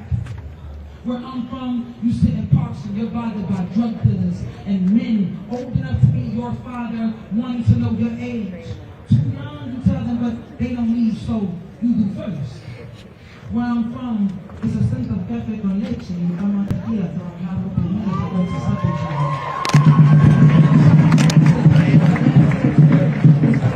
this is not the war squad, coming to take your bread, coffee, and feel more. Where I'm from, policia run into your house without knocking. They'll throw you off that rooftop and say you slick. They shot my nephew Tony. They shot Corey and said they was crazy. We put a bullet in my head and said they found me that way. Where I'm from, you went to the hospital because some little boy spit out a razor and tried to press it into your face. But what you don't understand is that where we from, even the dead have to wait until the number is called. So treat us Caucasian. Come off them bandages. Untreat all of our sentences. Treat us Caucasian. Give us some loans with no sin attached. Give us some privilege. Give us that. Because we all in your hood with our hoodies on. But we got Skittles and tea. And we like 14. So treat us Caucasian. Now, I will never give y'all a problem without coming up with a solution. So what do? We will find a spot, one that upon entering will make it feel as though that seed is never existed. We bring friends for laughter, blankets for comfort, and you'll watch as the sun drips golden across wild weeds. These plants are too strong for the confinement of the cement ground. And like a whisper into a song, they'll grow and create their own garden.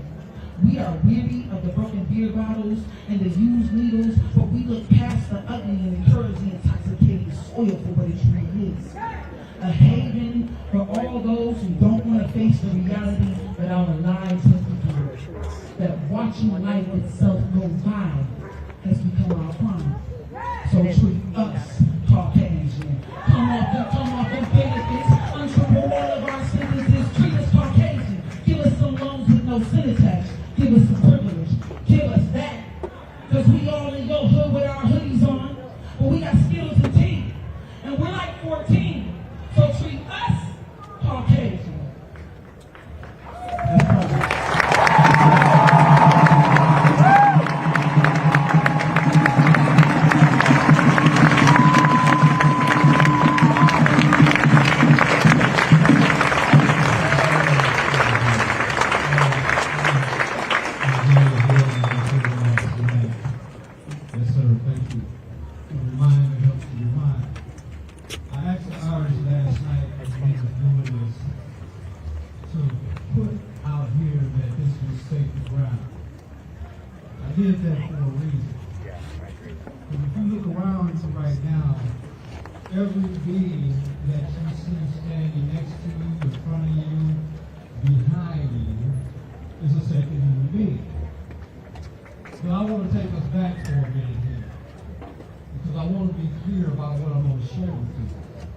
What is happening right now has been intentional.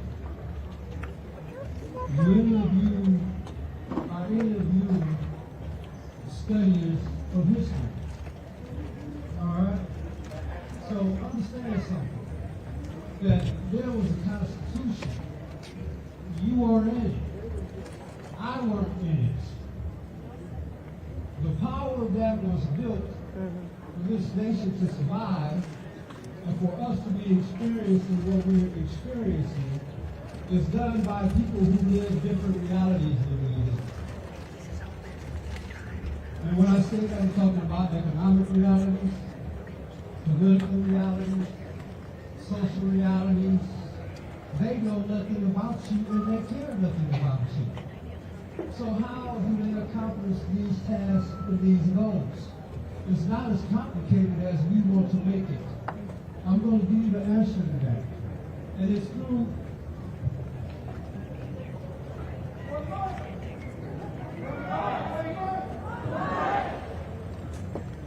the body of language. Language is the currency of power.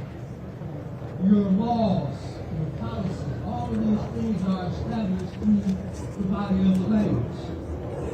practice of your faith, education, all these things are transitioned through the body of language. Now, I really respect the prose and the poetry that the sister just shared with us, but I'm a James Brown fan. I don't want you to give me nothing. Open up the door, I get it myself.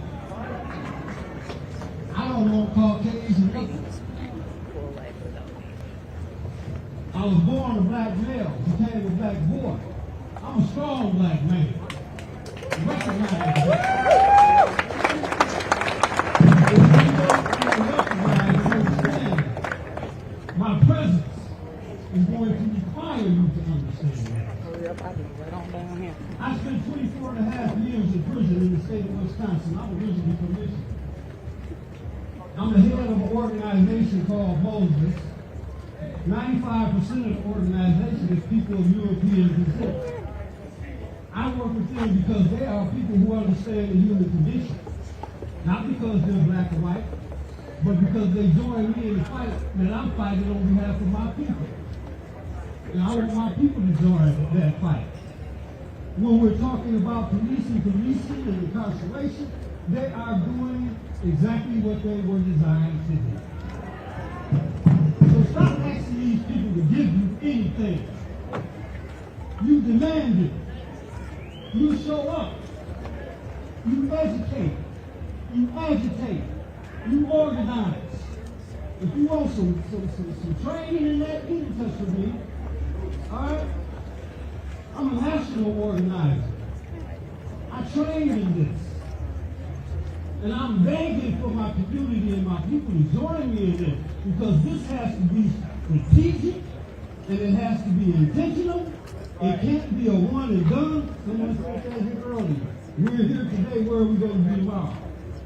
Where are we going to be 6 months from now? Right here. Where are we going to be a year from now? Right here. Because I guarantee you, if we go to sleep, they're going to put the foot on your neck again, and we're going to be out here grieving.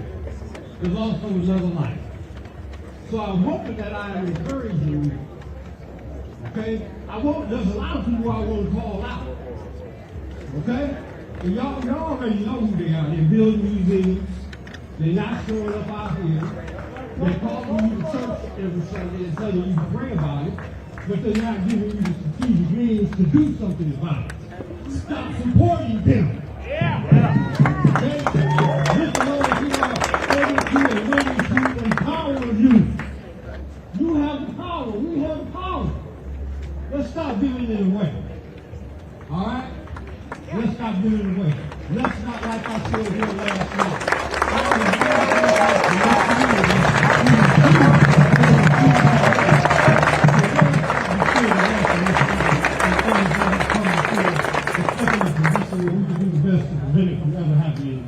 Thank you.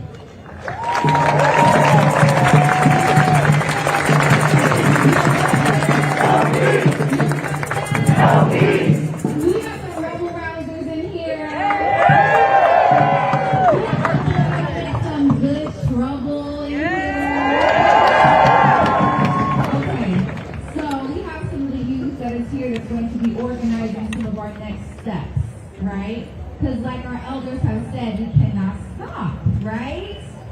Right. Coup Street? Right. Coup Street? Our streets. Coup Street? Our streets. And when we ask for change, when we beg, when we die, nothing happens. Nothing ever happens. We're still here, grieving. Grieving. How come I found out the news? I found out the name before the police found out, before they shared it with the public. The only reason why they shared it with the public is because we already knew. When I got a text message saying, "Did you hear what happened?" I thought it was a family member of mine. That's how connected Madison is. And the fact is, I was scared and I was shaking and I still showed up. And I still showed up time and time again. Because I was scared yesterday. And I was scared the day before that. And I was scared the day before that. And I'm still scared. But I'm standing in a circle of people who are saying Black Lives Matter. This is a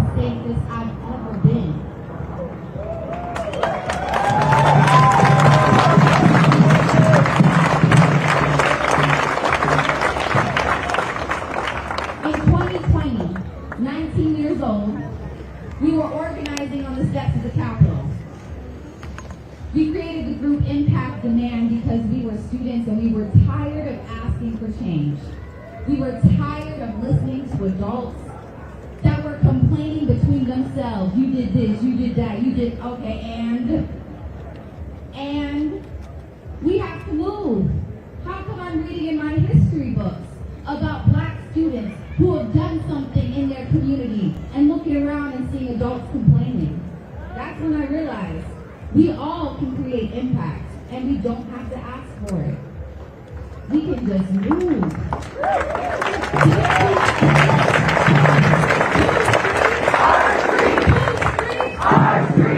So I don't know if you're tired of crying or tired of grieving and want answers, because when we demand it, when we show up and say we're showing up on August 4th, they then move it to September 22nd. They then say, hey, we hear you. We're listening to you. We'll hold a listening session even just for you. To do nothing, time and time again. Show up every time. So I'm tired, and I'm not asking. Because when we showed up with Impact Demand, we had 3 demands. Fire Matt Kenny,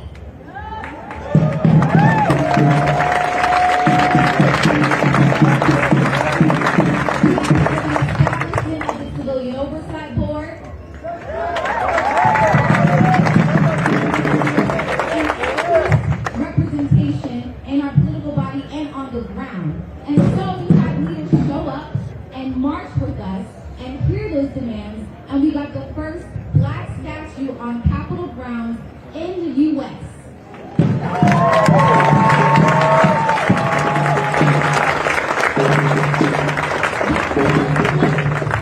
A reminder of what happens when you demand change instead of asking for it. The creation of the Civilian Oversight Board in its origin was not an ask, it was a demand.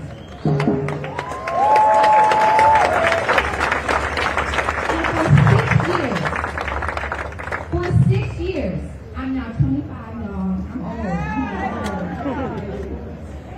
For 6 years now, we have watched the Civilian Oversight Board be underfunded, be stripped of its power to do anything that we asked for, and so again, we are now demanding change. And we don't care about the timeline because we are the timeline, and we're asking for it today.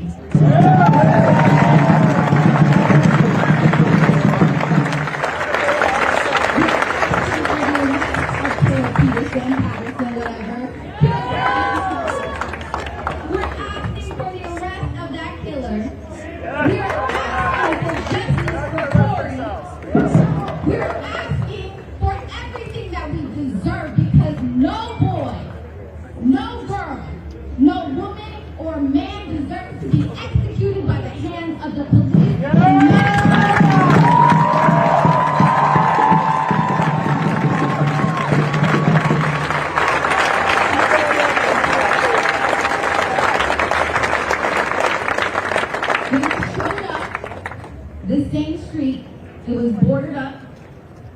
I stood eye to eye facing a police officer. She was about my age. She looked at me in the eyes, and she just stood there, straight faced, as she was trained to do. That was the only training it seemed that she was able to do. Have a straight face in the face of tragedy, in the face of sorrow. And so I pulled out my phone and showed it to her and realized that she had never seen the video. And she started to cry in front of me. And I said, and she started to look away even. I said, either you look at me or you look at the video. Either you look at me or you look at the video.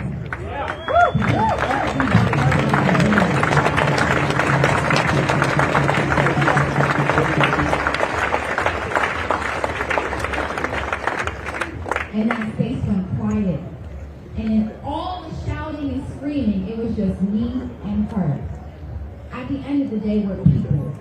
At the end of the day, we are all people. And that pain moves hearts and minds. That pain is a pain that we all feel. Every one of us feels it today. And that's what moves us. That's what mobilizes us. We have to move through love, not just anger, because that is the only thing that will sustain progress and change. So look at me or look at the video.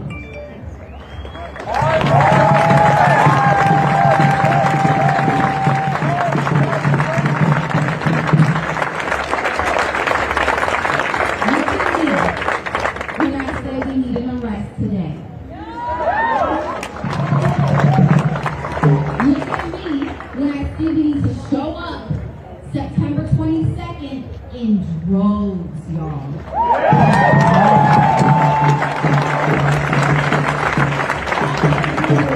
No time to organize. All they did was give us more fuel. And we got work to do, right? Because whose streets? Our streets! Whose streets? Our streets! Whose streets? Our streets! Whose streets? Our streets! Corey! Corey! Corey! Corey! I need my dog.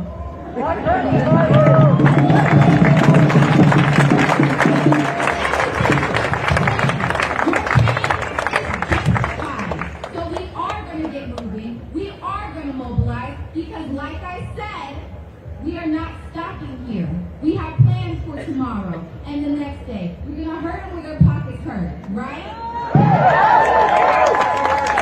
Because when we marched to the east side of the Capitol and people were eating in our faces, you know the news and we shared it and they continue to eat their steak.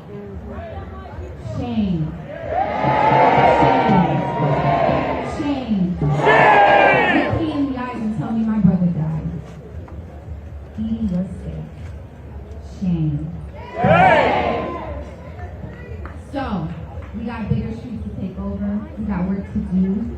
I hope that you guys get your supplies, get your food, get your water, and get ready to go. Because it doesn't stop here. There's a farmer's market tomorrow.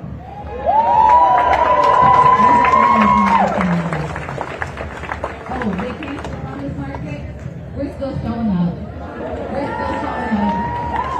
We're still showing up for no justice. No peace. No justice. No peace. No justice. No peace. I look around, and I see a lot of familiar faces from 2020. A lot of siblings, a lot of cousins, a lot of family members. So I'm going to pass it to my good sis. Yeah, you got her mic ready. I'm going to pass it to my good sis, and then we're going to get ready to move safely. Those who are ready to organize and do more, please connect with me. Please connect with some of the folks that you heard speak, and we're going to get moving. But yeah, I'm going to pass the mic.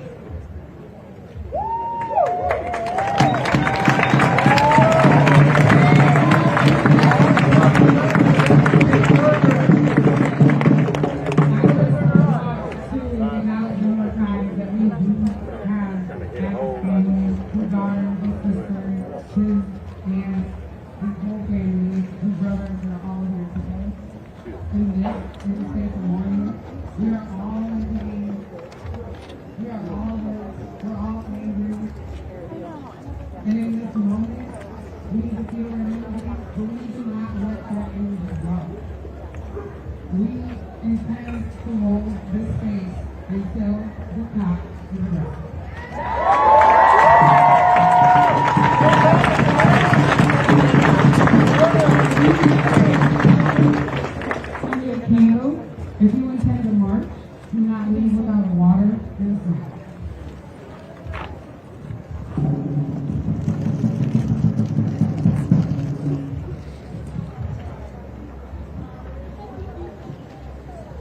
Hello everybody, how y'all doing? I have something I'm going to share with you guys in regards to the police officer that made this mistake. I had an experience with him in his partner 2 weeks ago. My son was suffering from a mental condition, and I had to bail the officer.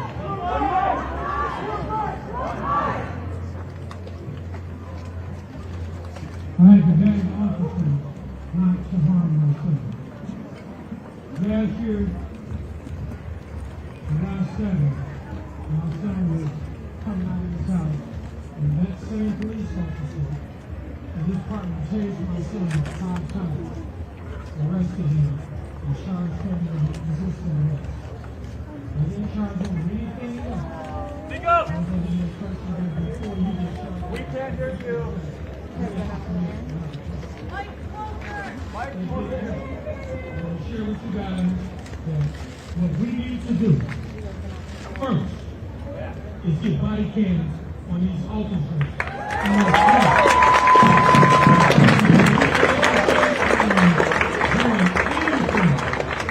They need body cams because they do things they have no business doing. Manipulate the video with AI. I had to block 2 days before they tased my son. I had to block them at his door with my body.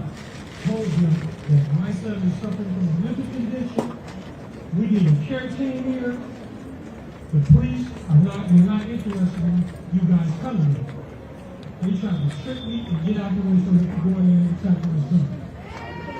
These same 2 police officers. Everybody, one mic. Stop talking. One mic. One mic. 2 police officers is real. But I want to share this with you guys. If you guys, it's okay because they don't listen, man. Look, I'm going to share this with y'all. You know, if you want to know how to free yourself, open the Bible to chapter 28, Deuteronomy. You will realize who you are. You will realize who we are. And you will respect us. Because the day is coming. He's almost here. All you got to do is look at the sun. And again, have faith. His name is Yeshua. And we are Hebrew Israelites. This is our land. You guys are all visitors. Respect us. Because one day things are going to change. Don't manipulate the video with AI. Right. This ain't about no performance for this shit. I don't give two fucks about performing. Unless I'm performing the way I'm ready to perform. So my kids don't gotta perform later. I'm with that shit. I'm fucking around. I'll show up with this go. I told you I don't give a fuck about the news cameras, none of that shit. I'm with all of that. Let me tell y'all something, because I always say this. What's understood will not be explained. I feel like there's a lot of shit that's misunderstood and somebody read this shit. So, let me tell y'all something when y'all here that need to be understood. Because that brother spoke on history. That sister spoke on let's get it like Caucasians. Did you get some of that? We speaking on shit, but I be wanting to make sure a motherfucker really understand. Black people, white people, Asians, Africans, all of them. I want to make sure we really understand. Understand the definition of shit. First of all, let's understand this. If you ever want to know what the fuck police mean, look up the word police when it was invented. It was created in the 1600s. And the word police stands for catch a slave and bring him back to his master. Let's get that understood. And then let me tell you this. What the fuck pro mean? So be pro, I don't give a fuck if you playing baseball, football, basketball, you a boxer, you got exhibition, career mode, all that shit. Once you pro, you pro. If you quit, Tyson gonna tell you, I ain't in the game no more. I'm no longer a pro. I'm retired. When you go to the other side, you're retired. If you're not on my side, you're retired. So if you pro-black, then you're pro-black. You know what it means to be pro-black. You know what it means to go to the motherfucking gas station with a bucket full of change. You know what it means to fill up the motherfucking hot water and make a bathtub. You know what it means to be strong if you black. If you ain't never been through it, you ain't pro-black. There's a difference in that shit. So I said that to ask y'all this. Do y'all mad if I say some facts? Do y'all mad if I say facts? Let me say facts. I salute to my pro-black. Oh, you woke? Yeah, let's go. That don't mean that you pro-black. Yeah, I'm on that. They waiting killing somebody's well let it out. Know your struggle. If they want you to predict, man, this is something place. Get out. Just because you woke, you can't strategize. I like respect for kindness. Understand that you don't feel how we feel when the police behind us. Let's keep it real. You don't want to know how I feel. Shut your mouth. Face forward. Hands on the steering wheel. And that's nice. Y'all can't live a day in a life. But the ones that do, my niggas shame on you. You rather kill a brother than another nigga with pain on you. But why? I'll tell them why. We don't gotta tell lies. You was forced procreation. Couldn't have association. With another slave lady to work another plantation. We in the field, that's the master. The baby, bastard. And now over 64 years, we in disaster. Willie Lynch tight and rich. He ain't even real. Listen to that piece of pig, man. Pops can't get a job, he a man, so he gon' hustle for it. He got caught felony background, he was struggle for it. Now, mama's on Section 8, no felons allowed. If she let him stay and take the home away with daddy proud. He went from selling drugs to using drugs, it's like he's a person. My mama took it as a lesson, like, son, shut your mouth. Don't you fight them powers that be. You know that program. If she tell her daughters, don't shoot the penis on no man. Now, those men are crying for the bucket, we know how that saying go. You try to ride, they pull you back down, know how that game go. After time, while trying and trying, know how that pain go. We confuse nothing to lose by using our brains. So, we ain't thinking let's build each other up and set each other free. We ain't doing this to each other, now fight with the powers that be. See, for years, humiliated with a heart full of hatred, we shed so many tears. Then, we even out, we in, we had our own skin, and the story begins again. All we seen was us in that bucket. It hurt. The bush is how we get there. Flowers come from the dirt. Who planted that seed though? Let's act like it. Niggas are still a revolution. Watch me act psychic. In today's news, over 40 people shot. 13 dead. Will the violence ever stop? Those amongst dead, a kid shot in the head, and 10 target got away, while another's hit the leg. And if we had leaders for the youth, what might they do? And the question of suspect, well, you were something too. It's wrong if they right though, but when we commit genocide to our own kind, I guess this makes it right though. At this rate, I might go crazy. In a world that's psycho, maybe. If the first step is admitting the truth, it's a long time coming, I'm ready to let loose the whole world to see the truth. We are the noose, we are the lyncher, we are the gun. At this rate, we going, let's keep the real shit. We know stay wrong. Be accountable for your day by day. Do you move with structure, or do you move like the KKK? I ain't crazy. I ain't saying violence be conceived. But all I'm seeing is violence after violence. Where's the peace? I'm talking to every real nigga. Where's the streets? At least we can't act on the blood no more. Because if we ride, then motherfucker, let's ride. And if not, I don't care no more.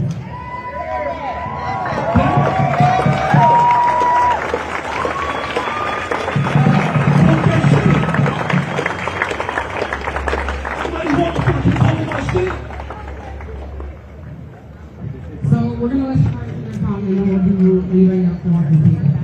Walk back and sit up. But before I finish, I'd like to say I know for a fact that it takes 4 cops, 3 shots to the head, a taser, and all types of knees, toes, feet, elbows, and somebody's back to get them down. How could they handcuff somebody after they were wrong? It's been fucking my head up since y'all, I promise y'all of it. I sing to change lives, whether that be positively or what have you. So, thank you very much. All right. If I could get the one mic, that would really make me a lot more appreciative up here, y'all. Thank you. Why should I be this way? And why should the shadows come? Why should my heart feel lonely and long for heaven and home? When Jesus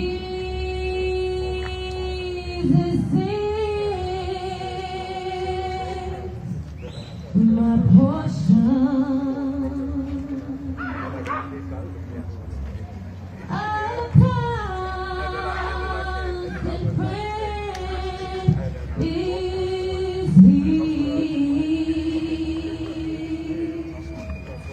His eye is on the same. I know He watches me. His eyes on the sparrow, and I know He watches me.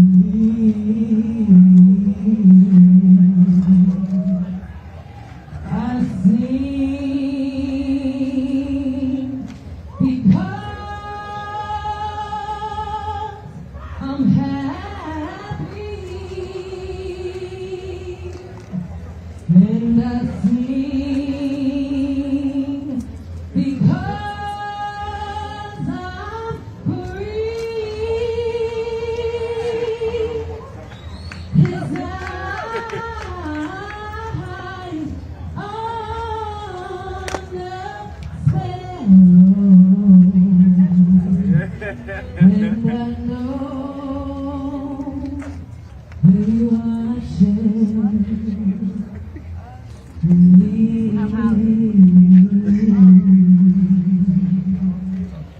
If you black, you can go black it up. Don't tell nobody. Don't let nobody tell you.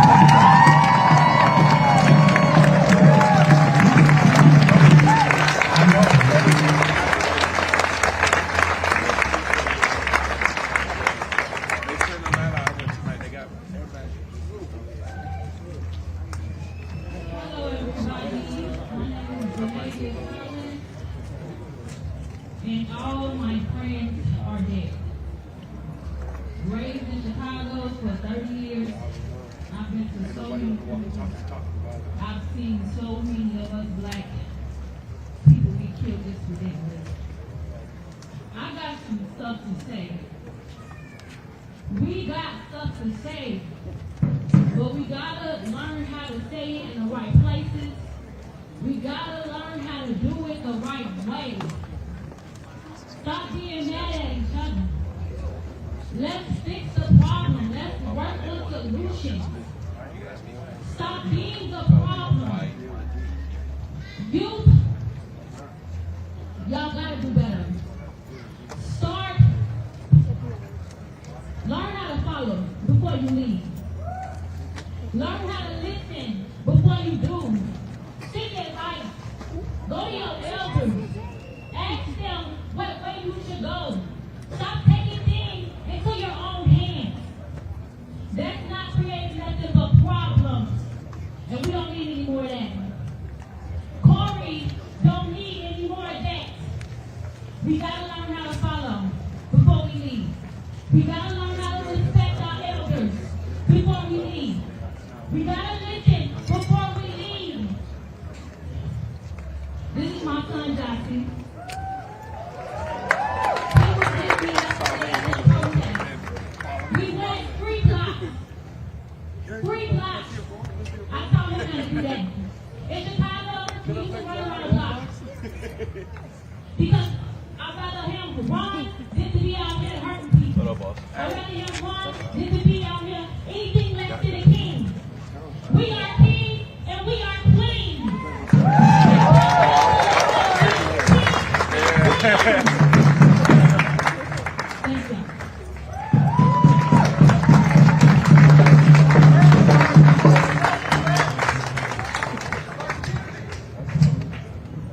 All right, my name is Ben Zizum. I'm a local union musician.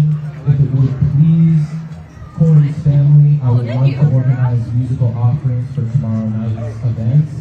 If you play a wind or percussion instrument, I think it would be really meaningful if we could do a second line for Corey. So I've got on a green t-shirt, I've got on a button with Corey's face, I've got black hair, I'm waving my phone in the air. If you play a musical instrument, if you can steal a musical instrument, if you can borrow a musical instrument, it's all right. I would love to have a group to do a second line for Corey. If you would please, Corey's family. Thank you. Say his name. Corey! Everybody say his name. You wanted to speak to somebody? Do an interview. Just about here, what? or- I'll just walk down the block just a little bit so we're not talking over people. What's your name? I'm Carl. Carl. With a K. JT. Nice to meet you. And we're going to act on that. Because the bottom line is demands that are not delivered. We're just down by this tree here. In one hand and reaching in the other. And I'm not sitting around to see which one goes up faster. Carl, if you stand right where you're standing. Perfect. Our demands. We want. This is a magnet. If you would be so kind as to just drop one end down the inside of your shirt, and I'll magnet the other Either side. way? Yep. Perfect. Right. Carl, can I first get you to just say your name for me and the organization you're with? Yeah, I'm Carl Schultz. Can we not do my last name? Sorry. Just fine. Yeah. I'm Carl with the Freedom Road Socialist Organization. I've been asking everybody out here why they wanted to be here tonight.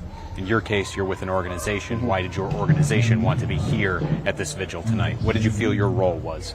Yeah, I mean, a demand that we carry through all of our work is the community control of the police. We want, the police are brutal, right? They're a tool of like racist national oppression, and we believe that that power should be controlled by the community,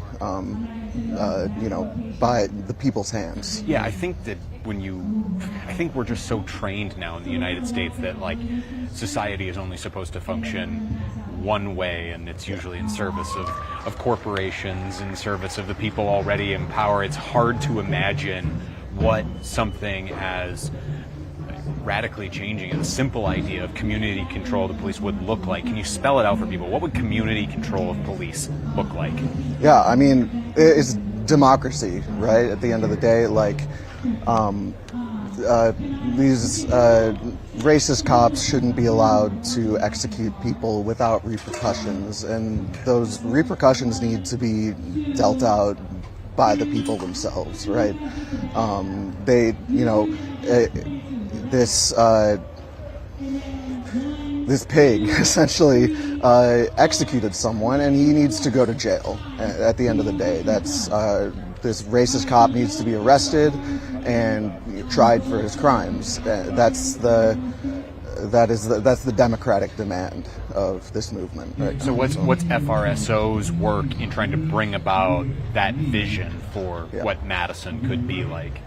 Well, there's a slogan that's thrown around a lot. When we fight, we win.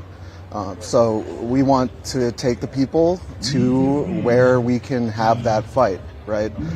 Which is in the streets. It is.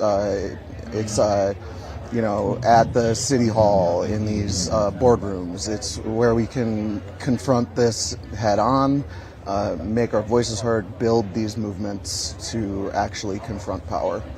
The crowd has thinned out somewhat from its height, but I mean, we were talking definitely over 1,000, Absolutely. maybe a few thousand people who were out here, at the height of this event.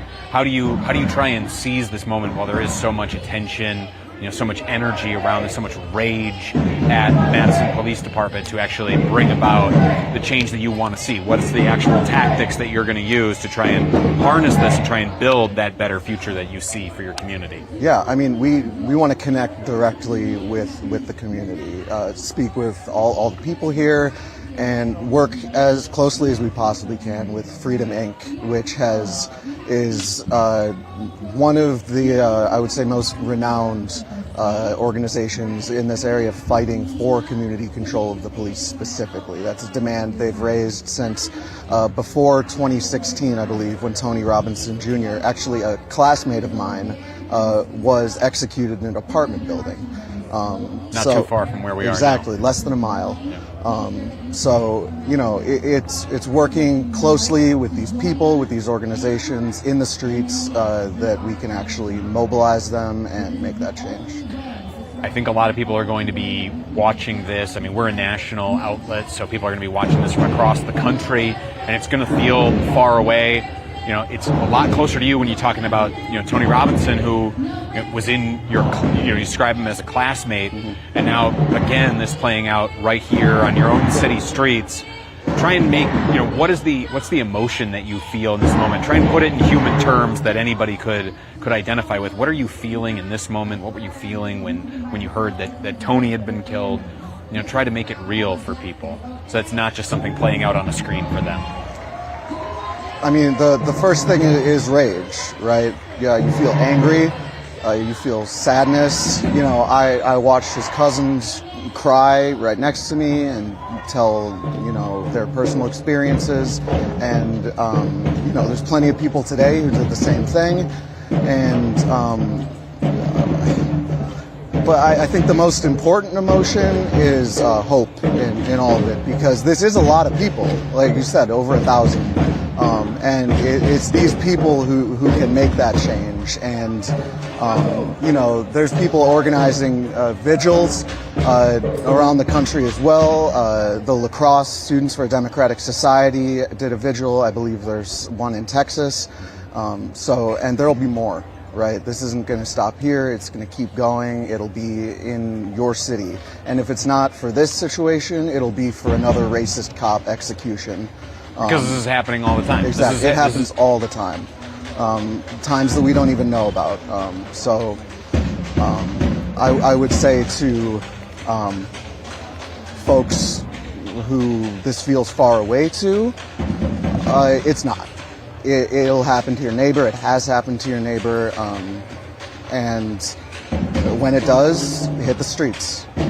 I was down in Chicago for 2 months covering the ICE crackdowns there. I was in Minneapolis for 2 months, you know, before and after Alex Preddy and Renee Good were killed, and I heard a lot of unbridled rage from people about the lack of action that they were seeing from their elected leaders to do something about this. And I would always also try to lift up the leaders that people thought were doing something in this moment. Are you seeing any encouraging leadership at any level in this moment? Yeah, honestly. I think Juliana Bennett spoke profoundly. City councilwoman running for assembly here. Exactly. And I think she had the right idea that you got to be on their necks about it. We got to be on her neck. We got to be on everybody else's neck, because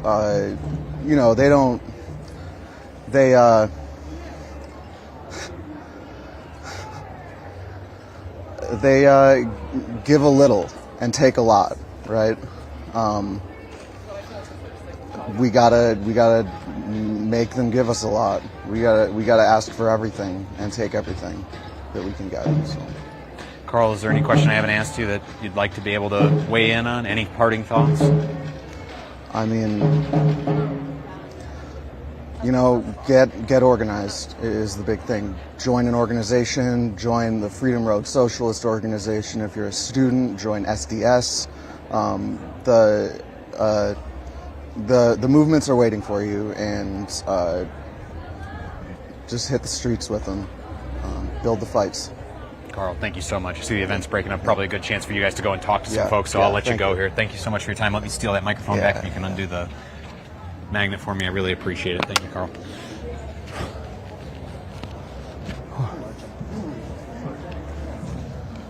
All right, folks, the vigil seems to have wrapped up while I was doing that last interview, so actually I should probably jump in front of the mic one more time, just to do a final reset for us. So again, JT Cestkowski with Status Coup here on the ground in Madison, Wisconsin. It was at this intersection of Baldwin and Willie Streets where just yesterday a Madison police officer executed a man in the middle of that street, shot him 3 times, including at least once in the head, and he is dead. He is gone from this community. There has been a lot made. I have seen a lot of people immediately rush to the defense of the police officer. That police officer, of course, has a union that will come to his defense, in addition to conservative politicians that will rush to his defense. The dead man, in this case, Corey Ruiz, has no one who can come to his defense anymore because he is gone. but there is a community here that is trying to rally among themselves to try and find some little bit of strength, some little bit of hope and push for some meaningful change. And that's been a theme that we have been talking about here at this vigil that just wrapped up. I'm actually going to go back into this crowd now. We were waiting for this vigil to wrap up because media was not allowed at the center of the vigil. I want to try and get in, and we know that there are friends and family of Corey who is here. There are local activists who are here who have been organizing around the issues of police violence in this community and across the country for years, more than a decade at this point. I want to try and hear from them if we can get in there and lift up more of these working class voices, because we are a leading on the ground outlet here at Status Coup. We go to city after city, lift up these stories. We go to places and stay there. The corporate media parachutes in and immediately leaves. Right now we're at the point where there's the most media attention that this community is likely to have on this issue. This is my backyard. This is my home. So I feel a tremendous responsibility to tell this story, tell it accurately, and bring you all of those on-the-ground perspectives about what is happening here and to lift up as many of these voices as possible. So with that, I'm going to dive back into this crowd. But right before I do, I should also pay the bills. Again, statuscoup.com/join. For as low as $5 a month, you go to keep us editorially independent and on the ground here, doing this kind of on-the-ground journalism, lifting up the voices of everyday working class people about the change that they want to see in the world. And already we have lifted up just, grabbing random people from the crowd, and how many people are already identifying systemic problems in their life and how problems with policing tie into the military-industrial complex in this country, that tie into their ability to not be able to afford food, health care. That was something that came up, cost of insurance, already in one of these interviews. So you see, people know how interconnected all of these problems are in their communities, and yet you will not hear that depth of coverage from corporate media, nor will you see this kind of unvarnished on-the-ground reporting from corporate media. It's why building outlets like ours here at Status Coup is so important. statuscoup.com/join. So I'm going to grab my backpack here, go back behind the camera. Again, I am just a one-man band here. We're going to go and try and find a few more people to interview.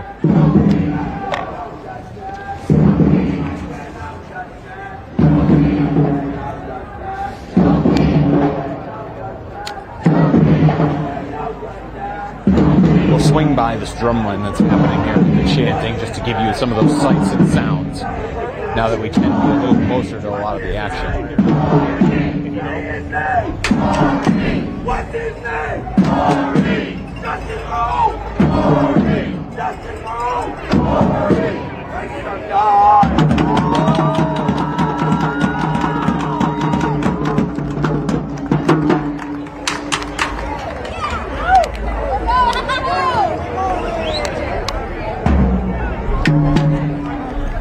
And it looks like a march is actually getting underway here. So now we'll be following along this march as it moves up Willie Street towards the Wisconsin Capitol building.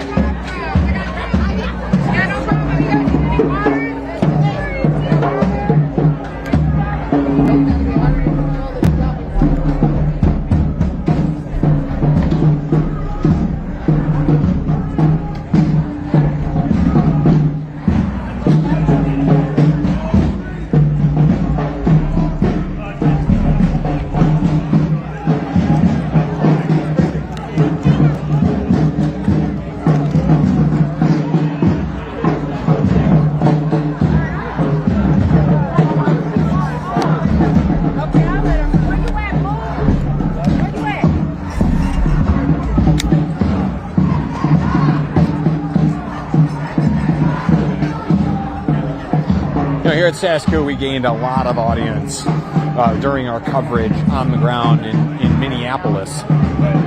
And I want to point out that these scenes remind me a lot of Minneapolis. Not, it's significantly warmer than it was in Minneapolis, but just in the sense of the rage, the people taking to the streets in impromptu marches like this,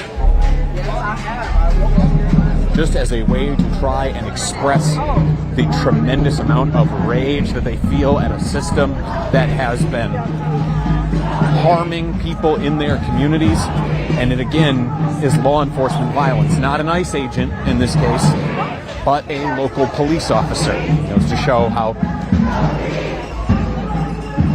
violence can happen at any level of government, at any level of law enforcement. And many of the same themes play out in terms of the resistance from and pushback from the communities, and in terms of the justifications of that violence that we are already seeing happen in online spaces. But when you go actually into the real world and go to look at the voices of people who are being, and actually try to hear the voices of people in these communities, you don't hear a lot of that justification of that violence. Those people don't feel that they can or should be taking to the streets, if they even really exist. The people who do feel strongly enough to make their voices heard are the ones who are screaming justice now.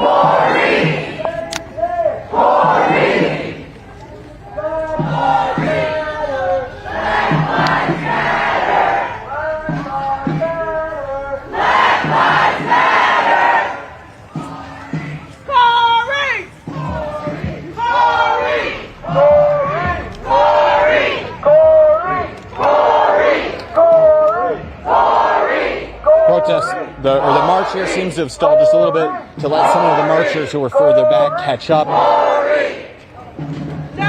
and also to deal with some of the traffic ahead. No justice, no peace. No justice, no peace. No racist police. No justice, no peace. No racist police. No justice, no peace. No racist police. Our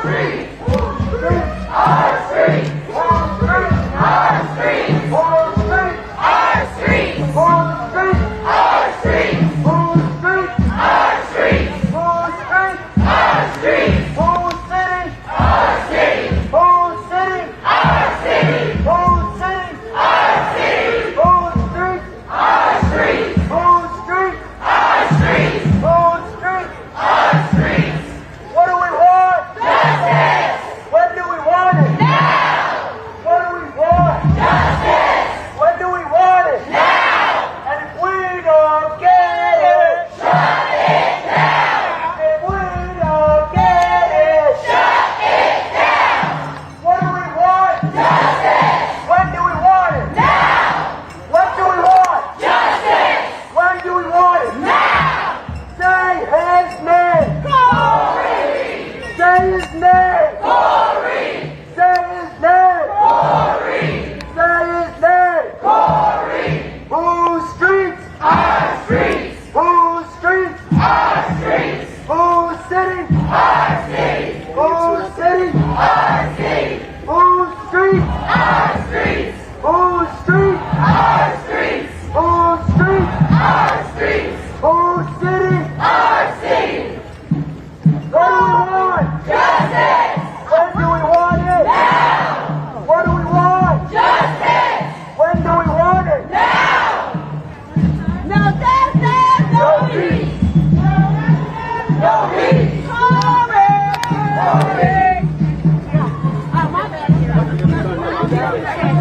No justice! No peace!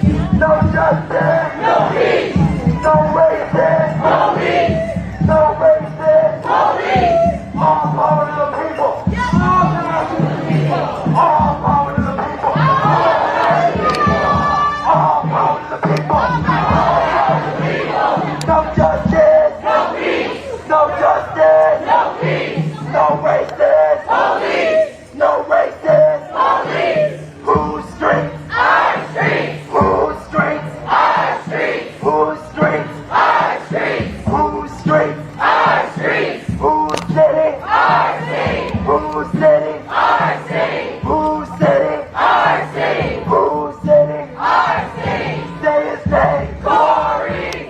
name. Corey. Say his name. Corey. Say his name. Corey. No justice. No peace. No justice. No peace. No justice. No peace. No greatness. Police. I'm going to hustle a little bit to get up towards the front of the march and try and introduce some of the marchers along the way as we go here. Black lives matter. Black lives matter. Black lives matter. Black lives matter. Black lives matter. Black lives matter. Black lives matter. Black lives matter. Black lives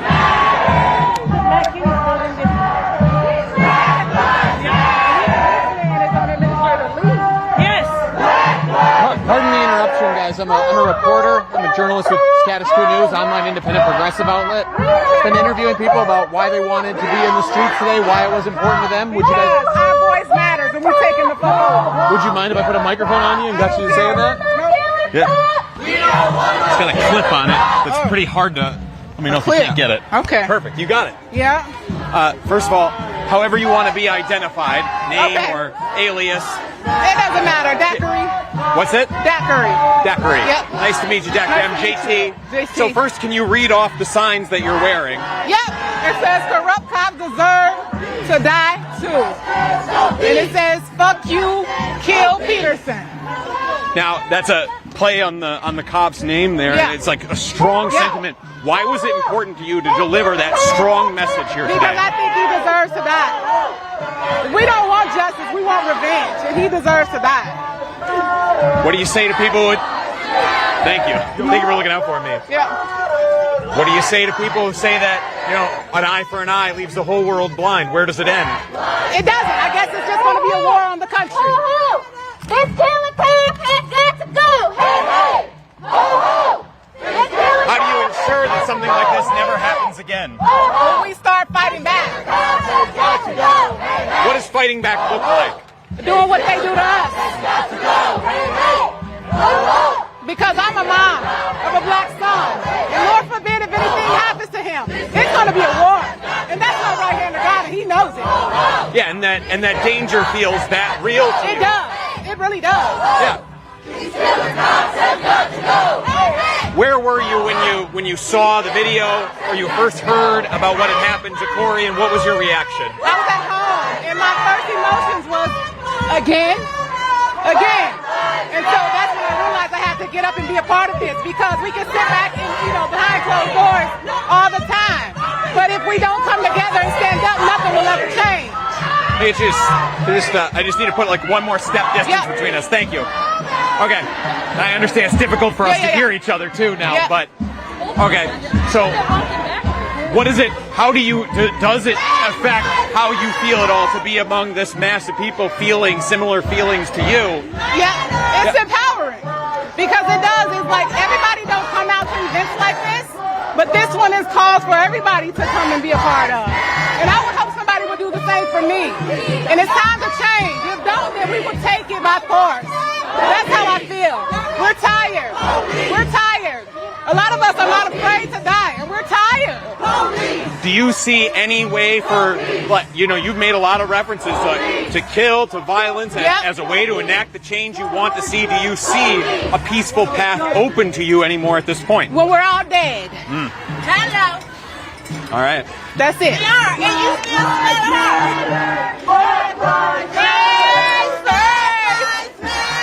That's it. No justice, no peace. Is there anything else you would want to share while you had the platform? If they don't get it together now, this country will shed more blood than it's ever had before. And that will be it. There's no going back. Because we're woke now. We're woke now. We're here. We're at our peaking point. We're tired. Thank you very much. I'll steal that microphone back from you. I appreciate you. No problem. Thank you for the time. I mean, you get a sense there for the rage in this community, the sense of, I don't know if you want to say hopelessness, but certainly an unbridled rage, a sense that there is only violent solutions left, at least amongst one person in this crowd. Corey! Arrest that cop! Arrest that cop! Should probably take this as a moment to also say here at Cestkowski, we don't endorse calls to violence, but I mean it's a similar sentiment that we heard during demonstrations against ICE in cities like Chicago and Minneapolis, where those communities felt backed into a corner, and they were and they kept asking us how much is enough, how much before what seems unreasonable becomes reasonable, and you've got people here asking the same questions. This march is actually getting applause from people who are in businesses along this road that we are marching along right now.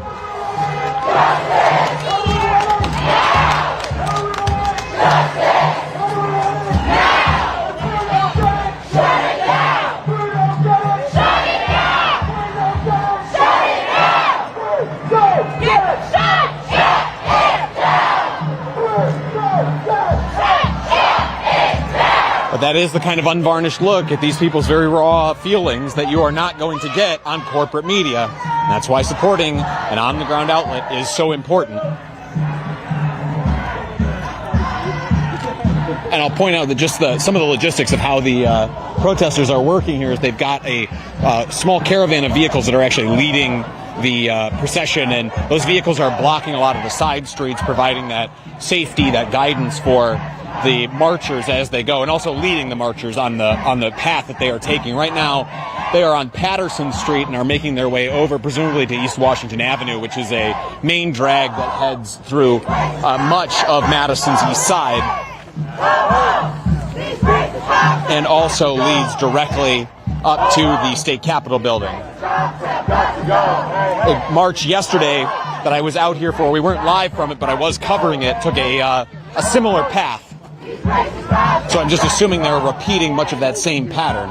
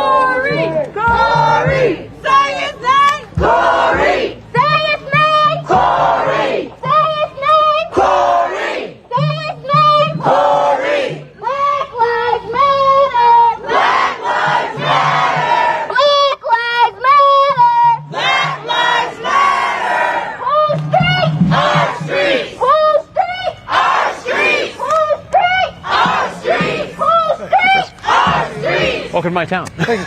It's good to be here. Hey, Mercado.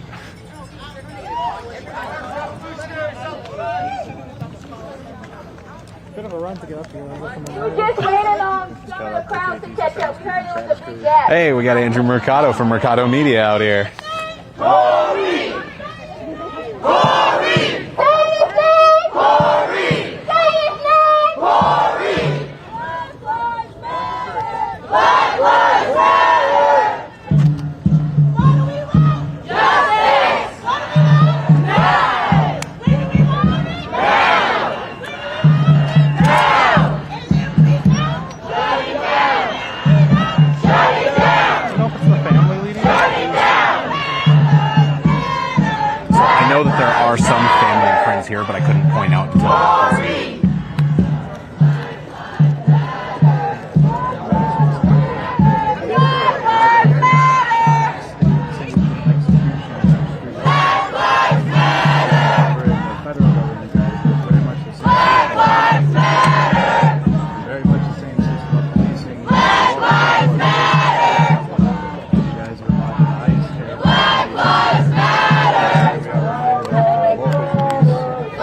Lives Matter!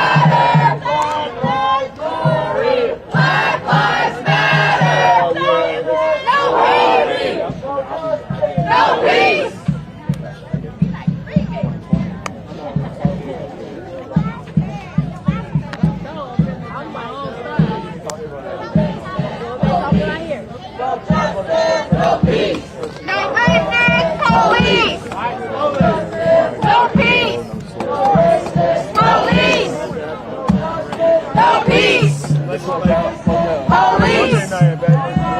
No peace. Police. Corey. Armed Corey. Corey.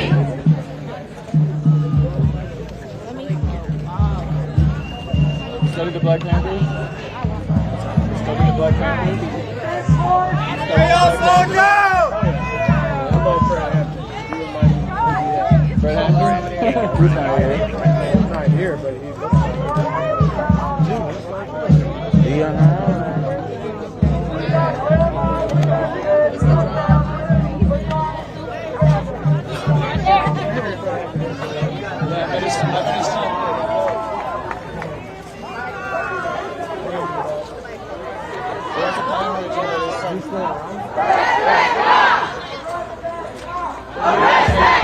some story about him.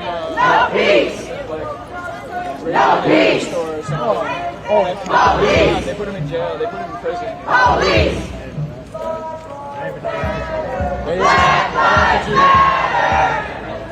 Gave me something to look at.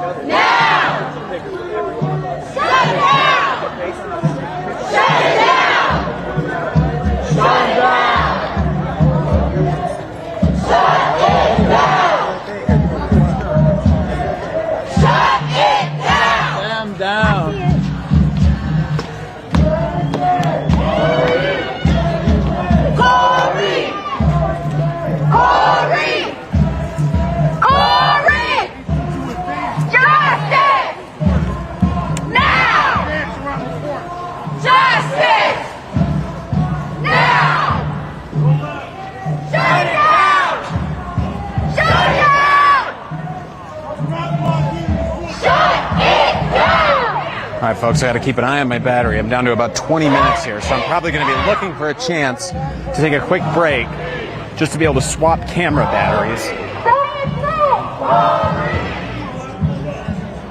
which might cause which will cause the stream to just go out for a second, but we will be able to bring it back.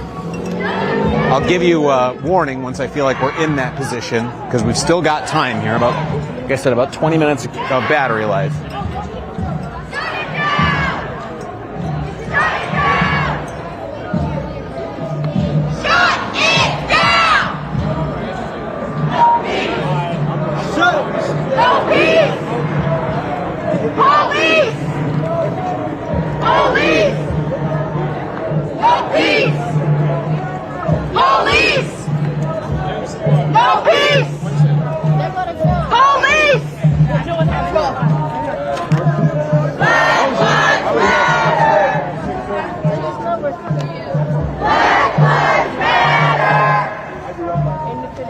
Pardon me, ma'am. I'm a reporter with Status Coup, online independent progressive outlet.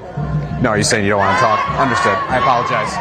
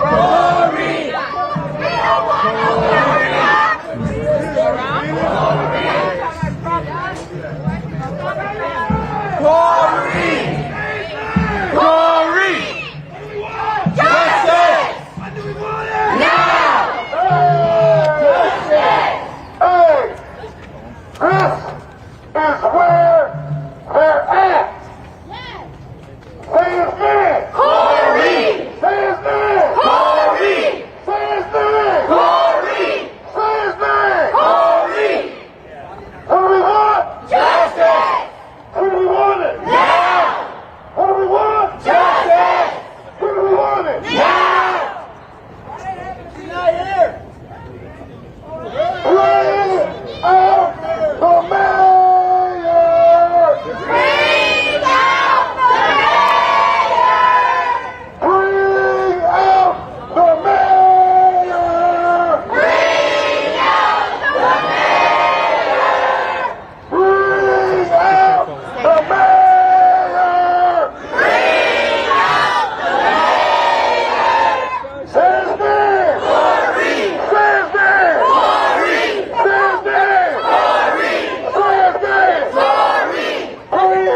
out the mayor!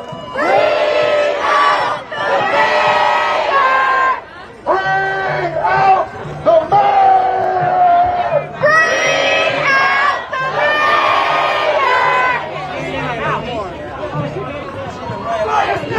Corey!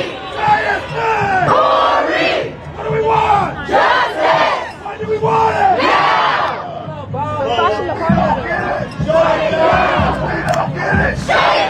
Some of the demonstrators have gone inside of this building, which I believe is an event venue down here. They believe that the mayor is inside. There were some staff who had said that the mayor is not inside, but now many of the protesters are going inside.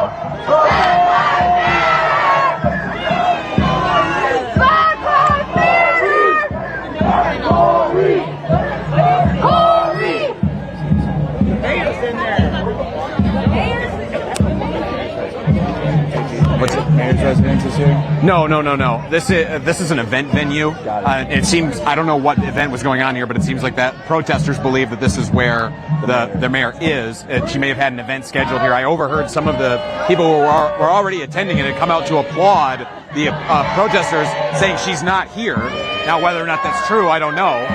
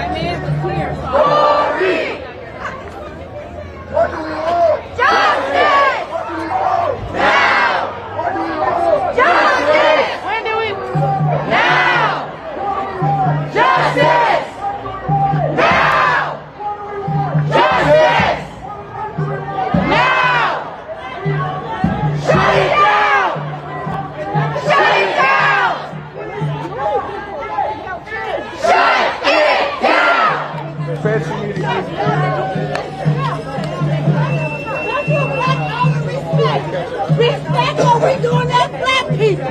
Now you gonna put us out and we black? Let's go, cause I'm not. Where's the police station? Let's see it. Oh, that's all right.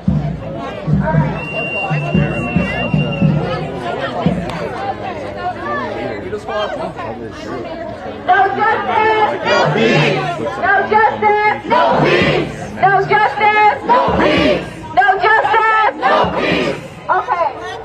Hey, we have folks inside. We need to come. We have to be able to get our demands out. We have to be able to get people to hear us, right? We're not going to destroy a black-owned business. Okay? Okay? This is a black-owned business. But we can stand right here. But we can, black person that got killed. we can stand on our streets. Whose streets? Our streets. Whose streets? Our streets. Whose streets? Our streets. Whose streets? Our streets. Our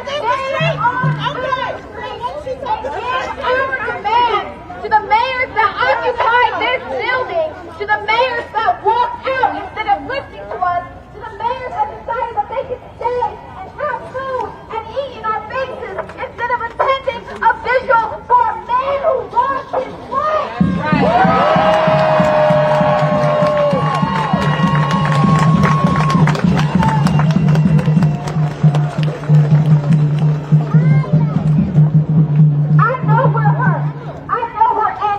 And we're angry inside of there, and we're angry in front of our streets, and we are moving in love. We are not moving in anger, because anger does not sustain progress.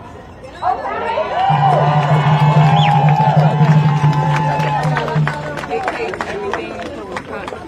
So we are on our streets. We are ready to give our demands. If y'all can put your phones out. Pull your phones out. Make sure you text your friends, let them know. Demand number 1, arrest that killer cop. Arrest that killer cop. Arrest that killer cop. Arrest that killer cop. Arrest that killer cop. Arrest that killer cop. Arrest that killer cop. Whose street? Our street. Whose street? Our street. Whose street? Our street. Whose street? Our street. Arrest that killer cop. Arrest that killer cop. Arrest that killer cop. Arrest that killer cop. Demand number 2. We need to strengthen the civilian oversight board. That means they should be able to hire and fire anybody in the police force. Arrest that killer cop! Arrest that killer cop! Arrest that killer cop! Arrest that killer cop! Arrest that killer cop! Arrest that killer cop! Arrest that killer cop! Number 3. All independent information should be given to the civilian oversight board immediately.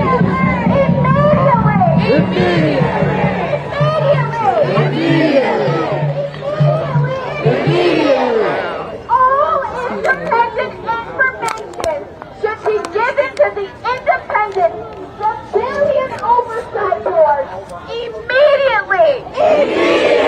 Arrest that killer cop. Arrest that killer cop. Arrest that killer cop. Arrest that killer cop. If we don't get it, shut it down. If we don't get it, shut it down. If we don't get it, shut it down. If we do, shut it down. Yo. Shut it down. If we do get it, shut it down. I don't care. Let's go in there. Let's go in there. He killed my motherfucking brother. There's too many. So we're going to move away from this platform. We're going to keep marching. We're going to shut it down on our streets. You got a problem with me? No, I'm with you. I'm with you. He killed my brother. 3 shots in the head for that. All right. What is the family like? Yeah, I don't think occupying this building will do much of anything. They're not the mayor. We should. Oh, they're still in there? No, 2 Madison Alders in there. Let's do a round, this motherfucker. We can occupy for 5 minutes and then we're going to take the busy street. Yeah, let's do it. Which is a family one. They can't do nothing. Yeah, they wanted to give our demand. They wanted to give the demand. But let me speak with them. They prefer to occupy. Yeah.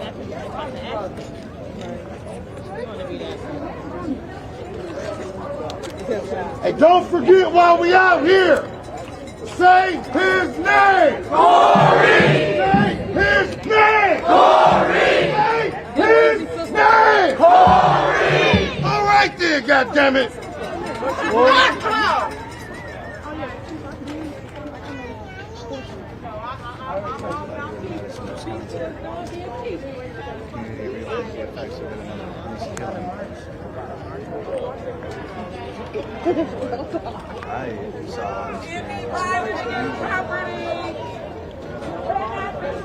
Yeah! You can't be violent against property. Property is not robbery. Property is not a person. You cannot be violent against property. They will kill us over it, though. They will kill us over it. The police were called because he was going on people's property. He was killed because someone thought that he was going on people's property. You cannot be violent to property. And I will never tell a district size people how to fucking get justice.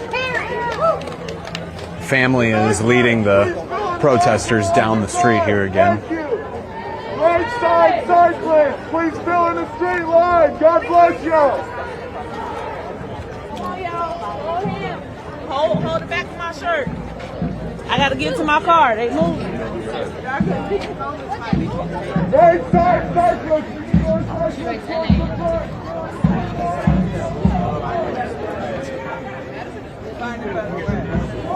Hey, don't do that. Don't touch. You ain't gotta put your hands in that. Don't do that. Don't do that. You just said be nice out there. You touch somebody. Touch your body. They want you to say As he said, on the VPN, that's the switch away. Yeah!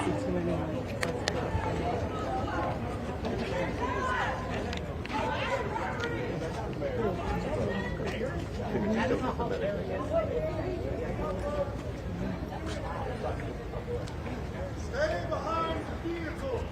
We will keep you safe. Thank you. Who's street? Our street! Who's street? Our street! Our street!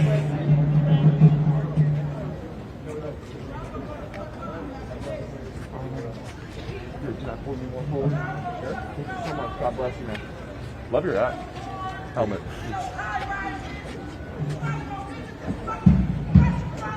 Apologize.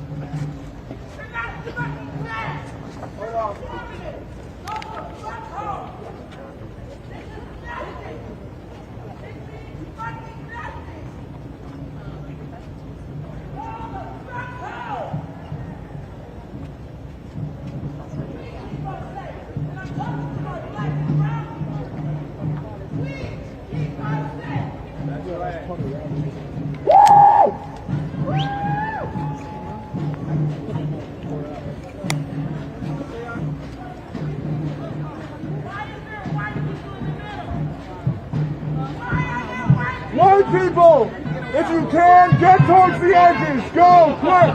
Form a barrier.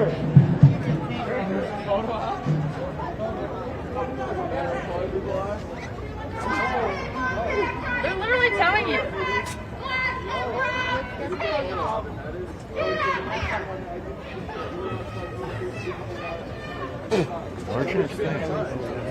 Welcome to go through. Yeah, that guy.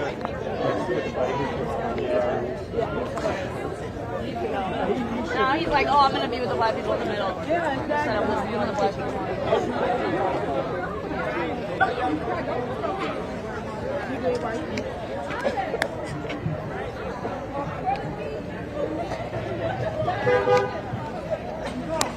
So there's definitely struggling, some loud voices here in the crowd that have tried to seize control of the march, get it to do certain things here, but it seems like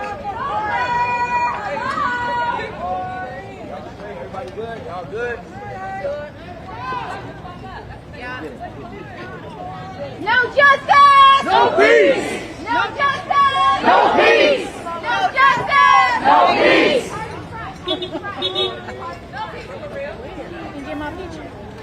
No justice! No peace! Okay, when we move, we gotta walk slower so everybody catches up, okay? So we're gonna walk every day. We're not a car that's here except for one.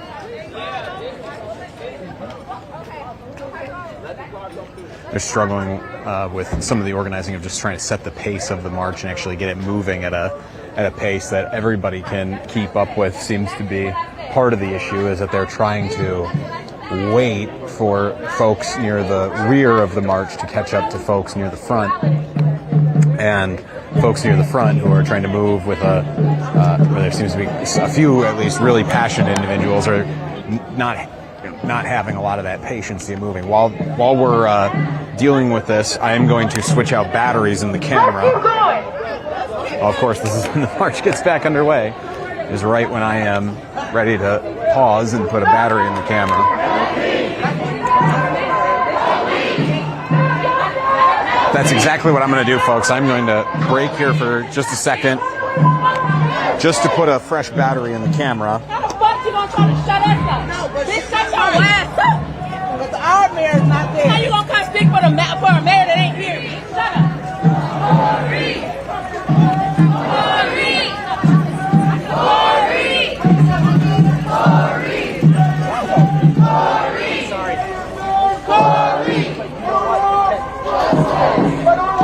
Now!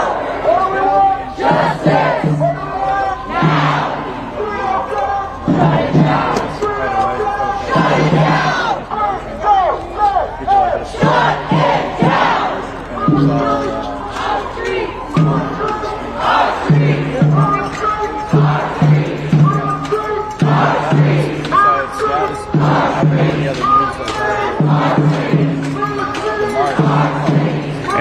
Mercado. Mercado Media is busy calling me out, so now I gotta lift him up too for being an independent voice out here in the streets. It's nice to have a fellow independent voice here to actually cover this stuff at duration. I'm going to stay with this march for its duration, but I only have 4 minutes of battery left on the camera. And I went looking for my extra batteries, and they weren't in the pocket where I thought they would be. So we may just lose the signal here, folks, here in a few minutes, but know that I'll still keep with this march and cover it all for Status Coup. This is a good cue to get subscribed if you are not. Get subscribed to Status Coup so you can see whatever follow-on coverage we do out of this march, or where it goes and what happens. And I want to point out that, you know, I came down here with 3 hours of battery in my camera, and we're finally running out of it here at the, 3.5 hour mark of me being live out here. So if you have appreciated this coverage, I feel like I've earned it tonight. If you go to statuscoup.com/join for as low as $5 a month, you go to keep us editorially independent on the ground here, telling these kinds of stories, lifting up the voices of the people who are angry enough, who are motivated enough, who want to see real change in their communities, lift up their voices and center them in coverage.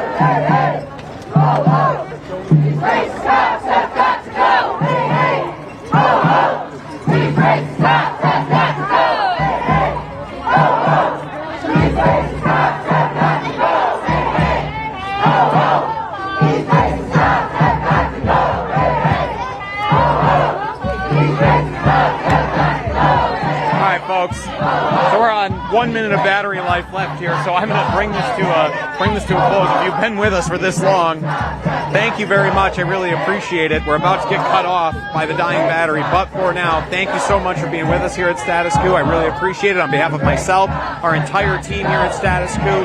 Thank you for following along with us. Stay safe. I am going to continue to follow this coverage continue to follow this march. I'll be documenting it on my phone, sending any relevant clips back to our social team at Status Coup. So get subscribed to us, not only here on YouTube to see those videos, as if anything relevant comes out of this march here that merits future coverage, but also our social media so you can get those updates first. Thank you so much for being with us. Stay safe and good night.